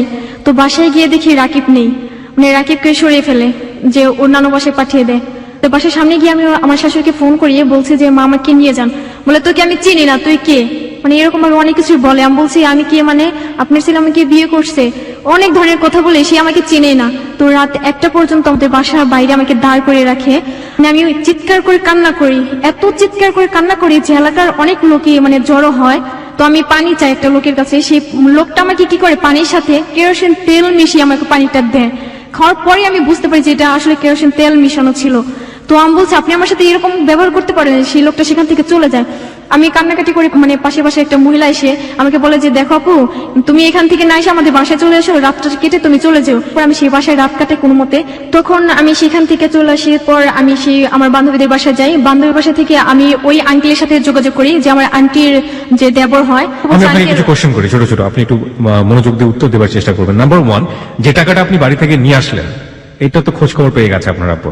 হ্যাঁ। তারপর আপনার সঙ্গে ফোনে যোগাযোগ করেনি তারা? হ্যাঁ, ফোনে যোগাযোগ করছে। আমি বলছি যে আমি রাকিবের কাছে চলে আসছি, মানে এখনো তারা জানে আমি রাকিবের কাছে। আচ্ছা, তো এই টাকাটা নিয়ে আপনি কি করলেন? তো 20,000 টাকার মতো আমি নষ্ট করে নিজেই, কি মানে করেন? কিভাবে যে আমি প্রত্যেকটা দিন চাষার আসি, মানে এরকম ভাবে নষ্ট করে আর কি। চাষারাতে কি হতো? চাষারাতে কে ছিল? মানে চাষারাই বেশি থাকে, এই তো কারণে আপনি এসে ওখানে খুঁজতেন ওকে? হ্যাঁ, Okay. 3 মাস এরকম ভাবে আমার চলে যায়। চলে যাবার পর এই সময়টাতে আপনি কোথায় ছিলেন এই 3 মাস? আমি মিরপুর ছিলাম। মিরপুর কার বাসায় ছিলেন? ছিলাম আমার বান্ধবীর বাসায়, যে আমি ওর মাকে ম্যানেজ করছি। বলছে যে আন্টি আপনি শুধু আমাকে একটা বাসা ভাড়া করে দেবেন, যা করে আমি করবো। যে বাসা ভাড়া করে সেখানে আমি আবার 10,000 টাকা দিয়ে পার্লারের কাজ শিখি, তার মাঝে মাঝে আমি চাষারও চলে আসি। ওকে, মানে okay. দুটোটাই কাজ চালিয়ে যাই। Okay. এর মাঝে আবার আমি আমার ওই আঙ্কেলের সাথে যোগাযোগ করি, যে আমার বাহিরের ব্যাপারে। কোন আঙ্কেল এটা? আম্মুর যে চাচাতো বোন, ওকে, তার মানে বোনের আমার দেবর, হ্যাঁ তার সাথে যোগাযোগ করেন? হ্যাঁ, মানে সে কেন বাহিরে যোগাযোগ থাকে। করেন? ও, সে বাইরে থাকে। ওকে, এই কারণে এখন আমি বলছি, বলে তুমি তো বিদেশি কাজ কি কাজ করবে? তো আমি বলছি আমি পার্লারের কাজ শিখছি, আমাকে সেখানে দেখেন যদি পারেন আমাকে এরকম ব্যবস্থা করে দেন। মানে আপনিও বিদেশে যেতে চাচ্ছেন? হ্যাঁ। কেন? মানে কেন যেতে চাচ্ছি, যে রাকিবকে আমি খুঁজে পাইনি, আমি কার কাছে থাকবো? আমি আমার ফ্যামিলিতেও যেতে পারবো না, ওর ফ্যামিলিতেও থাকতে পারবো না। এরকম ভাবে আমার জীবন চলবে না, আমি নিজের পায়ে দাঁড়াবো, এরকম ভাবে কোনো ইয়া ছিল, আমার স্বপ্ন ছিল। তো তাদের সাথে আমি যোগাযোগ করে আমি বাহিরে যাই। তখন আমার 70,000 টাকা লাগে। আমার কাছে 90,000 টাকা ছিল। পরে ওই 90,000 টাকা দিয়ে আমি নিজের গয়নাগুলো বানাই, যে ভাবছি যে টাকা যদি থাকে আমার নষ্ট হয়ে যাবে, আমি নিজেও জানি। তো আমার কানের দুল মানে এইসব কোনো কিছু বানাই 90,000 টাকা দিয়েই যতগুলো হয়। তো বানানোর পর আমি মানে লেবালন তাদের ইয়া দিয়ে চলে যাওয়ার পর আমার পার্লারে কাজ দেয়। আমি একটা মাস এত ভালো কাজ করি সেখানে। লেবাননে চলে যান আপনি? হ্যাঁ। ওকে। তো সেখানে চলে যাই, অনেক ভালো মতো কাজ করি, যে তারা আমাকে অনেকটা আদর করে, যে আমি ভাষা শিখতে পারি অনেক অল্পতেই, যে তারা আমাকে আমার ভাষাগুলো শুনে তারা আরো মুগ্ধ হয় যে এত এত দ্রুত তুমি ভাষা শিখলে কি করে, মানে তাদের একটা কোশ্চেন ছিল। তো আমি বলছি সেটা আমি নিজেও জানি না, এক কথা বারবার বলতো যে সেটা আমি অনুভব করতাম যে এটা হবেই, মানে আমি বলতাম। তো যখন নাকি আমি অসুস্থ হয়ে পড়ি, তখন আমাদের বাংলাদেশে যেমন বলে অসুস্থ, তখন ওদের ওইখানে বলে যে মারিদা। তো আমাকে বলে যে সুবাদ্দিক। তো আমি বলছি কি আনা মারিদা। তো বলে শু। তখন আমি আবার বলছি যে আনা রাজ হন ওঝা, মানে মাথা প্রচন্ড ব্যথা এরকম ভাবে বোঝাতাম, তো পেট ব্যথা এরকম ভাবে বোঝাতাম। তো ওরা তো আমাকে ডাক্তারের কাছে নিয়ে যেত। মানে 1 মাস পর আমার হাতে আমার বেতনটা দেয়, 1 মাসের বেতন 12,000 টাকা ছিল, মানে 20,000 টাকা দেওয়ার কথা ছিল, সেখানে আমার 12,000 টাকা দেয়। তো সেখান থেকে আমাকে হসপিটালে নিয়ে যায়, মানে 4টা হসপিটাল ঘুরে কোনো রোগ মানে বিধি পাই না। তার 7 দিন পরে আমি এরকম ভাবে বমি করা শুরু করি যে আমার নাক দিয়ে মানে মুখ দিয়ে রক্ত বের হয়। তো ওরা তো অনেক ভয় পায়। তার 2 দিন পরে আমাকে হসপিটাল আবার নিয়ে যায়, অন্য হসপিটালে। দেখে আমার অ্যাপেন্ডিসাইটিস টিউমার, মানে 3 ঘন্টা সময় ছিল যে অপারেশন করতেই হবে। তখন আমার মালিক তো রিস্কটা নেবে না, যে এরকম ভাবে 3 ঘন্টা যদি ও মারা যায় এরকম রিস্ক নেবে না। তো এটা রিস্ক কে নেবে? তো আমি ওদের বুঝেছি যে কোনো মতো ইয়া করো, যে সেখানে 96,000 টাকা লাগবে আমাদের বাংলাদেশে, যে আমার তো টাকা নেই। মাসের বেতনটা আমার ছিল। আমি বলছি এদের যদি তোরা আমাকে মারতে চাস তাহলে তোরা আমাকে মেরে ফেল, আর যদি না মারতে চাস তাহলে তোরা আমাকে বাঁচিয়ে রাখ। তো ওদের টাকা দিয়ে ওরা আমাকে মানে ইয়া করে, সুস্থ করে। তো পরে আমি টাকাগুলো দিয়ে দিই, যে আমার গয়নাগুলো আমি সেখানে কিছু রেখে আসি আর কিছু নিয়ে আসি। তো অপারেশনের 7 দিন পর আমাকে কাজে নিয়ে যায়। তো আমি তো কাজ করতেই পারি না, আমি সোজা হয়ে দাঁড়াতেই পারি না। তো আমি ঘুরে ঘুরে পড়ে যাই। তো ওরা তখন আমার সাথে খারাপ ব্যবহার করে, যে তুই এখানে কাজ করতে পারবি না, তোকে কি করে টাকা দেবো, টাকা দেওয়া যাবে না, এরকম ভাবে বলছে। তো আমি ওর সাথে ঝগড়া করতাম, মানে তর্ক করতাম। তখন ওরা বলছে আচ্ছা ঠিক আছে, তোরা যদি আমার না রাখিস তাহলে আমার বাংলাদেশে পাঠিয়ে দাম, যে কোনো একটা জিনিস করবো। বাংলাদেশে আসবো, আমি কি করে আসবো, কোথায় থাকবো, এরকম একটা কল্পনা থাকে। অপারেশনের 15 দিন পর আমার টিকিট কেটে দেয় আমার বাংলাদেশে আসার জন্য। তো হাতে আমাকে 19,000 টাকাও দিয়ে দেয় ওরা। আমি বলছি আতিনি মাফি মাছারি, মানে আমার কাছে কোনো টাকা নেই, আমি বাংলাদেশে যাব কি, আমার বাবা মা কেউ নেই, মানে এরকম ভাবে বোঝাইছি আরবিতে। বোঝানোর পর ওরা বলে কি আচ্ছা ঠিক আছে, তোকে এই টাকাগুলো দিলাম, তুই এই টাকাগুলো নিয়ে থাকবি। তো আমি আসার পর প্লেনে মানে একটা মহিলার সাথে আমার অনেক ভালো ইয়া হয়, তাকে আমি বলি, তাকে ম্যানেজ করে তাদের বাসায় চলে যাই, সেখানে থাকি। সেখান থাকার পর আবার কুদালিয়া চলে আসি। সেখান থেকে আমি আবার পার্লারের কাজে ঢুকি, আবার রাকিবকে খুঁজে পাই না। তো হঠাৎ করে একটা ফ্রেন্ডের নাম্বার ছিল, যে ওর ফ্রেন্ডের আমি ফোন করি, আমি বলছি যে রাকিব কি এখন বাসায় আসছে? বলছে হ্যাঁ। যে ও ফোন ইউজ করে না। আমি বলছি ফোন যখন ইউজ করবে তখন আমার নাম্বারটা দেবেন। ডিসেম্বরের 31 তারিখে ওর সাথে মানে আবার যোগাযোগ হয়, যে রাকিবের সাথে, মানে রং নাম্বারে, জানে না যে আমি হিমা। তো রং নাম্বারে, আসলে আমি রং নাম্বারে যখন আবার নতুন করে কথা বলা শুরু করলাম, যে বলছে আমার বাসা মিরপুর, আমি মিরপুর থাকি। মানে আপনি জানতেন নাম্বার ঠিক আছে, কিন্তু ও বুঝতো যে ওটা রং নাম্বারে কার সাথে কথা বলছে। ওকে ওকে। তো আমাকে রাজ নামে পরিচয় দেয়। আমি জিজ্ঞেস করছি আপনার নাম কি? ও বলে রাজ। আমার আন্টির মেয়ের নাম আবার তুলনা। তো আমি আবার ওর পিকচার মানে যা আছে সবকিছু ওরে নিয়ে আসি। তো আমি বলছি আমার নাম তুলনা, আমি এরকম ভাবে থাকি, মানে সবকিছু আমি বলি যে আমার বাবার এত টাকা আছে, আমার আঙ্কেলও বাহিরে থাকে। তো আমি বলছি সবকিছু বলার পর ও তোমাকে বিয়ে করবে, মানে এখন বলে যে তুমি বাসা থেকে চলে আসো, তোমাকে আমি বিয়ে করবো। একই কথা আপনার একই কথা, যেরকম আমি এরকম ভাবে বুঝতাম, আগে যে কথাগুলো ছিল সেই কথাগুলো নতুন করে আবার তোলানো হয়। যে আমি বলছি যে তুমি কি আমাকে বিয়ে করবা? বলে যে হ্যাঁ, তোমাকে এক দেখে আমি বিয়ে করবো। মানে আমি বলছি আচ্ছা ঠিক আছে, তুমি আমার পিকচার দেখো, যদি পছন্দ হয় তাহলে তুমি আমাকে বিয়ে করবে। তো আমি আমার আন্টির মেয়ের মানে পিকচারটা পাঠিয়ে দিই, যেটা দেখে ওর ফ্যামিলি সবাই মানে পছন্দ করে। ওর আম্মুর সাথে আমি কথা বলছি, আবার সেই আম্মুকেও জড়াই ফেললেন। হ্যাঁ, ওর আম্মু, ওর বোন, মানে ওর ভাইয়া সবাই জানতো যে নতুন মানে কারোর সাথে রিলেশন। তো এরকম করার পরে বিয়ের একটা ডেটই মানে পড়ে যায়, এই মাসে আমরা বিয়ে করবোই, যে জানুয়ারি শেষে ফেব্রুয়ারিতে। তো এরকম ভাবে আমি বলছি এখন আমি কি করব, মানে ও দেখা করার জন্য প্রচন্ড পাগল হয়ে যায়, যে ও আসে যাত্রাবাড়ি, আমিও চলে আসি, ওকে আমি দূর থেকে দেখে চলে যাই, কিন্তু ওর কাছে যাই না। তো ও বলছে তুমি আসনি? আমি বলছি হ্যাঁ আমি আসছি, তুমি আমার সাথে দেখা করো, আমি এই কারণে চলে আসছি, এরকম ভাবে বলে চলে আসি। চলে আসার কিছুদিন পরে ও আবার আমাকে দেখার জন্য পাগল হয়, অনেক SMS করে, কথা বলার পর আমি কথাগুলো আবার রেকর্ড করে রাখি, যে কি কথা বলে। বলার কিছুদিন পরে বলে তুমি সত্য করে বলো, তুমি কে, তুমি কি হিমা? তখন আমি কান্না করি, আমি বলছি না আমি হিমা না, আমি হিমা হতে যাবো কেন? তো আমি বলছি আচ্ছা হিমাটা কে, যে মেয়েটার কারণে তুমি আমাকে এত কিছু বলো, সেই মেয়েটা কে? মানে আমি নিজেকে মানে ওর কথা বের করার জন্য করে বলে হিমা নামের মেয়ে ছিল 3 বছর আগে, যে এটা আমার শত্রু ছিল, ও আমাকে এরকম ভাবে বলে যে আমার শত্রু ছিল। তো ওই মেয়েটার সাথে আমার রিলেশন ছিল 6 মাস রিলেশন থাকার পর আমি অন্য একটা মেয়ের সাথে রিলেশন করি। তো ওর বাবা ওর চাচা যারা আছে সবাই আমাকে মারধর করে আমার কাছ থেকে টাকা নিয়ে যায়, মানে এরকম আমাকে বলে। তখন আমি আরো কান্না করি, আমি বলছি ও কি বলে, ও তো আমার প্রতি আর নেই, আর ওকে আমি এতটা ভালোবাসি, ও আমাকে এই কথাগুলো বলতে পারে। এরকম বলার পর কিছুদিন পরে যে আস্তে আস্তে আমি জানিয়ে দেই, তাহলে আমার আগের কথাগুলো আমি বলি। কিছু কিছু কথা আছে যে কথাগুলো আমি বলতাম, আমি ওকে বোঝানোর চেষ্টা করতাম যে আমি হিমা। তো বলে তুমি কি হিমা, আমি বলছি না। বলে তুমি হিমা, তুমি হিমা এরকম ভাবে কথা বলে, ঠিক এরকম ভাবে কথা বলতো, যে আস্তে আস্তে কথা বলতো অন্যরকম ছিল। আমি একদিন পরিচয় দিই, হ্যাঁ আমি হিমা, তখন ও অনেকটা কান্না করে বলে তোমাকে আমি অনেক, তোমার ফোন নাম্বারে অনেক ট্রাই করছি, তোমার ফোনটা অফ ছিল। আমি বলছি তুমি আমাকে একটু ট্রাই করো নাই, যদি ট্রাই করতে তাহলে আমি তো 3-4 মাস তো আমি ছিলামই দেশে, তো অবশ্যই আমি জানতে পারতাম যে তুমি আমাকে ট্রাই করছো। তো আমাকে বলে যে আমি তোমাকে নিয়ে আসবো, আবার নতুন করে তোমার সাথে আমি সংসার করব, যে আমার বাবা মা তোমাকে অ্যাকসেপ্ট করুক বা না করুক সেটা আমি করব। বলে তুমি আমাকে 1000 টাকা দাও, আমি একটা বাড়ি ভাড়া করব, তারপর তোমাকে আমি টাকাটা দিয়ে দেবো। আমি সাথে সাথে আমার কাছে তখন 3000 টাকা ছিল, আমি 1000 টাকা পাঠিয়ে দিই। তার 2 দিন পর আবার বলে আমার একটা ফ্রেন্ড আমার কাছ থেকে টাকা পাবে, তুমি আমাকে টাকা দাও 1000। তো আমি আবার 1000 টাকা পাঠাই। যে আমার এরকম আমার মাথায় এখন বর্তমানে টিমার হয়েছে যে আমি ডাক্তারের কাছে যাব। যখন নাকি ডাক্তারের কাছে যেতে যাই তখন ও আমাকে আবার ফোন করে যে হিমা আমাকে টাকা লাগবে, তুমি আমাকে টাকা দাও। মানে সবসময় আমাকে টাকা ছাড়া কিছুই বোঝে না। তো ওকে আমি এরকম ভাবে টাকা পাঠাই। 10,000 টাকা পাঠানোর পর ও অস্বীকার করে যে আমাকে চেনে না, আমি কে, কবে টাকা পাঠিয়েছি, এরকম ভাবে অনেক খারাপ ব্যবহার করে। আমি বলছি রাকি তোমার জন্য আমি সবকিছু ছেড়ে চলে আসছি, আমি আমার বাবা মা ছেড়ে চলে আসছি, টাকা লক্ষ লক্ষ টাকা নষ্ট করছি, আমি কোনো কিছু করিনি, তুমি কেন আমাকে এত কষ্ট দিচ্ছ। এরকম ভাবে বোঝানোর পর ও বলে কি তোর জন্য দুনিয়া পাগল হতে পারে কিন্তু আমি পাগল না। তো আমি বলছি তুমি এটা কি বলছো, মানে অনেক অ্যাভয়েড করে আমাকে। তখন আমি বলছি দাঁড়া, ও যেরকম আমাকে সেই রকম হতেই হবে। আমি বলছি দাঁড়া, আমি একটা ছেলের কথা বলবো, দেখবো যে ওর খারাপ লাগে কিনা। তখন আমি ওকে বলি যে রাকিব, সাব্বির নামের একটা ছেলের সাথে আমার রিলেশন হয়, যে ওকে আমি বিয়ে করব। বলে যে আচ্ছা তোকে যে বিয়ে করবে তোকে ইউজ করার জন্য বিয়ে করবে, এরকম ভাবে অনেক মানে বলে। তো তার পরের দিন আমি প্ল্যান করি যে আমি বলবো যে আমি বিয়ে করব, এরকম একটা করে যে আমি বলছি রাকিব আজকে আমি বিয়ে করব, তুমি আমাকে ক্ষমা করে দিও, এরকম অনেক কিছু বলি। বলার পরে রাকিব আমাকে বলে আচ্ছা ঠিক আছে তুই বিয়ে করে গিয়ে, তোকে কে বিয়ে করে। তো রাত 8টার পরে ও আমাকে অনেক ফোন করার পর আমি ফোনটা রিসিভ করি না, যে বুঝতে পারবো যে আমি সত্যি বিয়ে করছি। ওর একটা ফ্রেন্ড মানে রনি আমাকে ফোন করে বলে যে হিমা তুমি কি সত্যি বিয়ে করছো। আমি বলছি হ্যাঁ ভাই আমি সত্যি বিয়ে করছি, আমি সিরিয়াসলি আমি কান্না করছি আর বলছি যে ভাইয়া হ্যাঁ আমি সাব্বিরকে বিয়ে করছি, সাব্বির এখন ওর ফুপির বাসায় মিষ্টি নিয়ে গেছে আর একটু পরে চলে আসবে।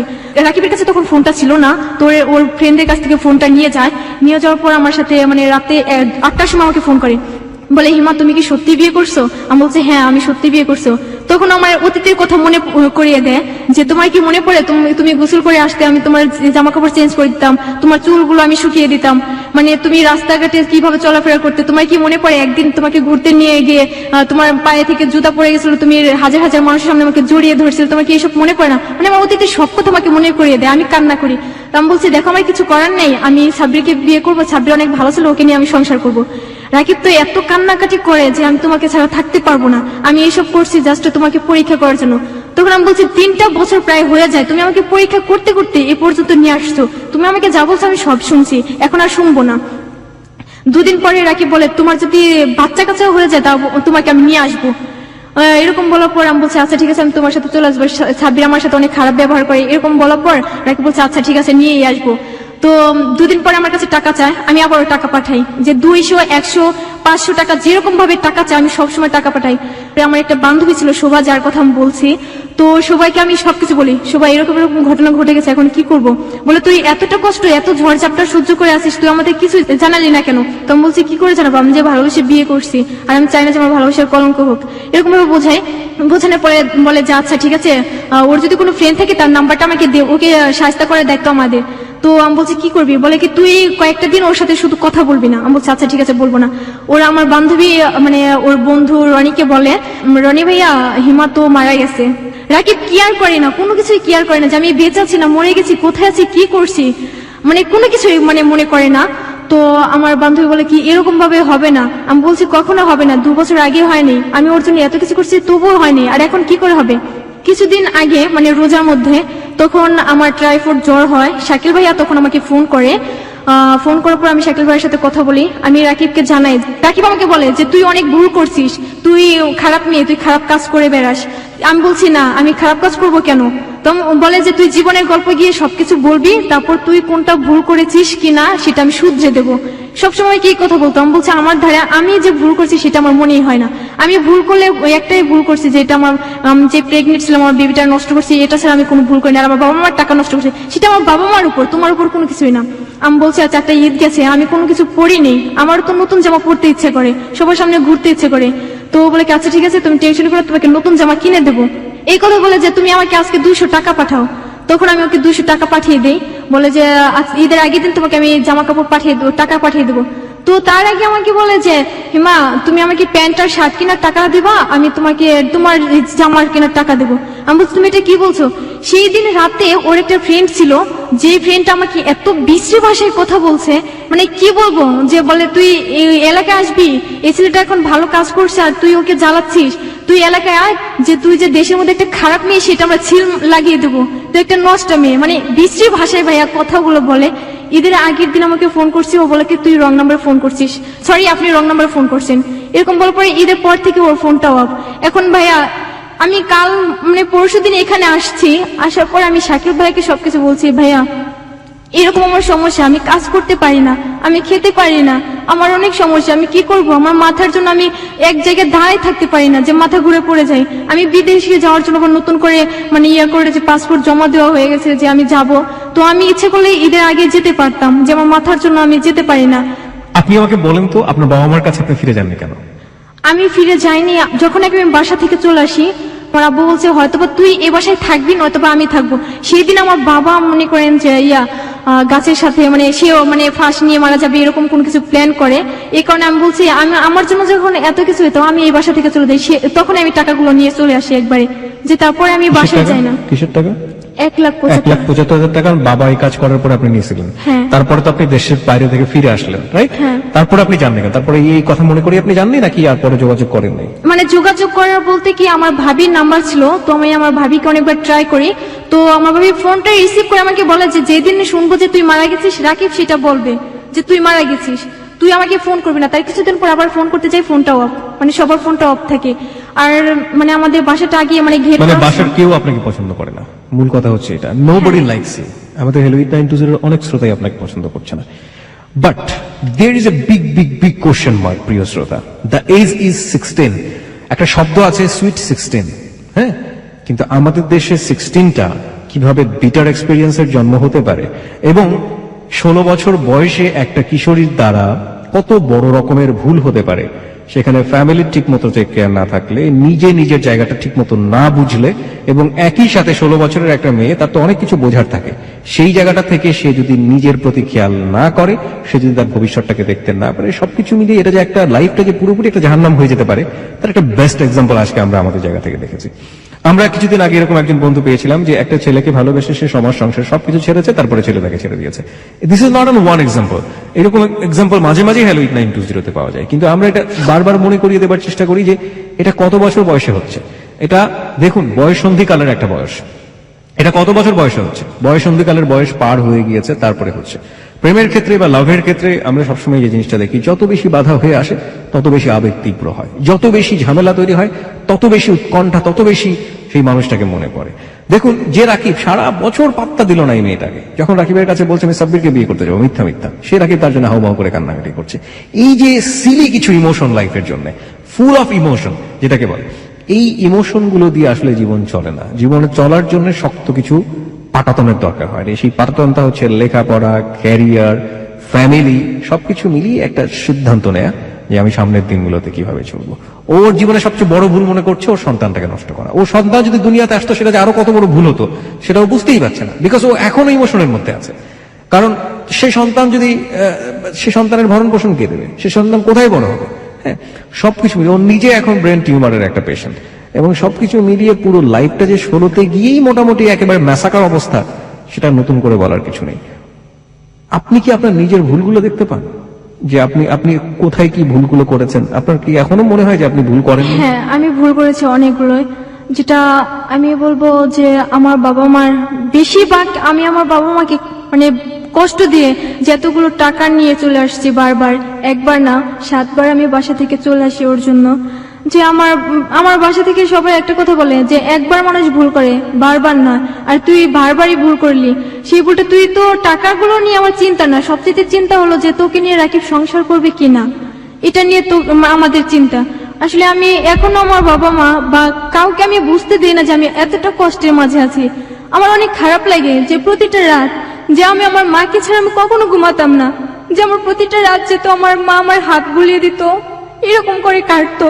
আর এখন আমি কোথায় থাকি, কিভাবে থাকি, কেউ আমার খোঁজ খবর নেয় না। আসলে আমি এখনো রাকিবের প্রতি পড়ে আছি। কাল রাতে রাকিবের ফ্রেন্ড আমাকে ফোন করে বলে যে 17 তারিখে রাকিব বিয়ে করবে। আসলে আমি এরকম ছিলাম যে কখনো না খেয়ে থাকতে পারতাম না, যে আমি সবসময় খাবারের তালেই থাকতাম, যে একটার পর একটা ছিলই আমার খাবার। আর এখন আমার দিন যে আমি না খেয়ে থাকি, আমার মনে হয় না যে আমি না খেয়ে থাকি।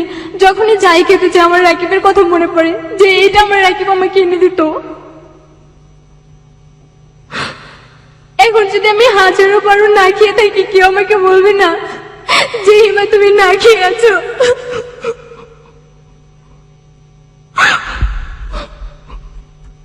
প্রায় 3টা বছর হয়ে যায় আমি খাটে ঘুমাতে পারি না, যে খাট ছিল আমি ঘুমাতে পারতাম না। আমি রাকিবকে সবকিছু বলি,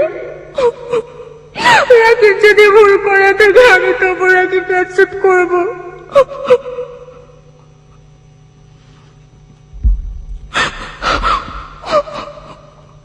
this is the story of life. এটাই হচ্ছে হিমার জীবনের গল্প। আমরা একটা ব্রিদিং স্পেস নিতে চাই একটা গানের মধ্য দিয়ে। শুধু এতটুকুই বলার আছে, ওর একটা বিশাল মানসিক পরিবর্তন দরকার।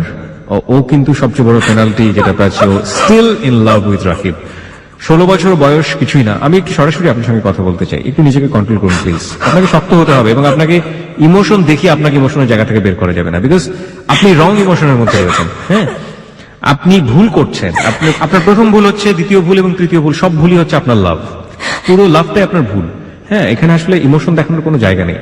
আমি শুরু থেকে শেষ পর্যন্ত আমি আপনার প্রতি কোনো ইমোশন দেখানোর কোনো জায়গা খুঁজে পাইনি। প্রথম কথা হচ্ছে এটা। কেন বলছি, একটা ছেলেকে আপনি বকাঝকা করতে গিয়ে আপনি তার প্রেমে পড়লেন, ঠিক আছে, ভালো কথা, পড়েছেন, হয় সবার লাইফে, বয়স অনেক কম। তারপরে আপনি একের পর এক ছেলেটা আপনার সাথে যে ব্যবহার করেছে বা আপনি যে ব্যবহার করেছেন, গলায় ফাঁসি নিতে গিয়েছেন, সবকিছু মিলিয়ে আপনি ছেলেটার প্রতি এখনো যে অ্যাডিকশনের মধ্যে রয়েছেন, সেই অ্যাডিকশনটাকে আমি কোনোভাবে মেনে নিতে পারি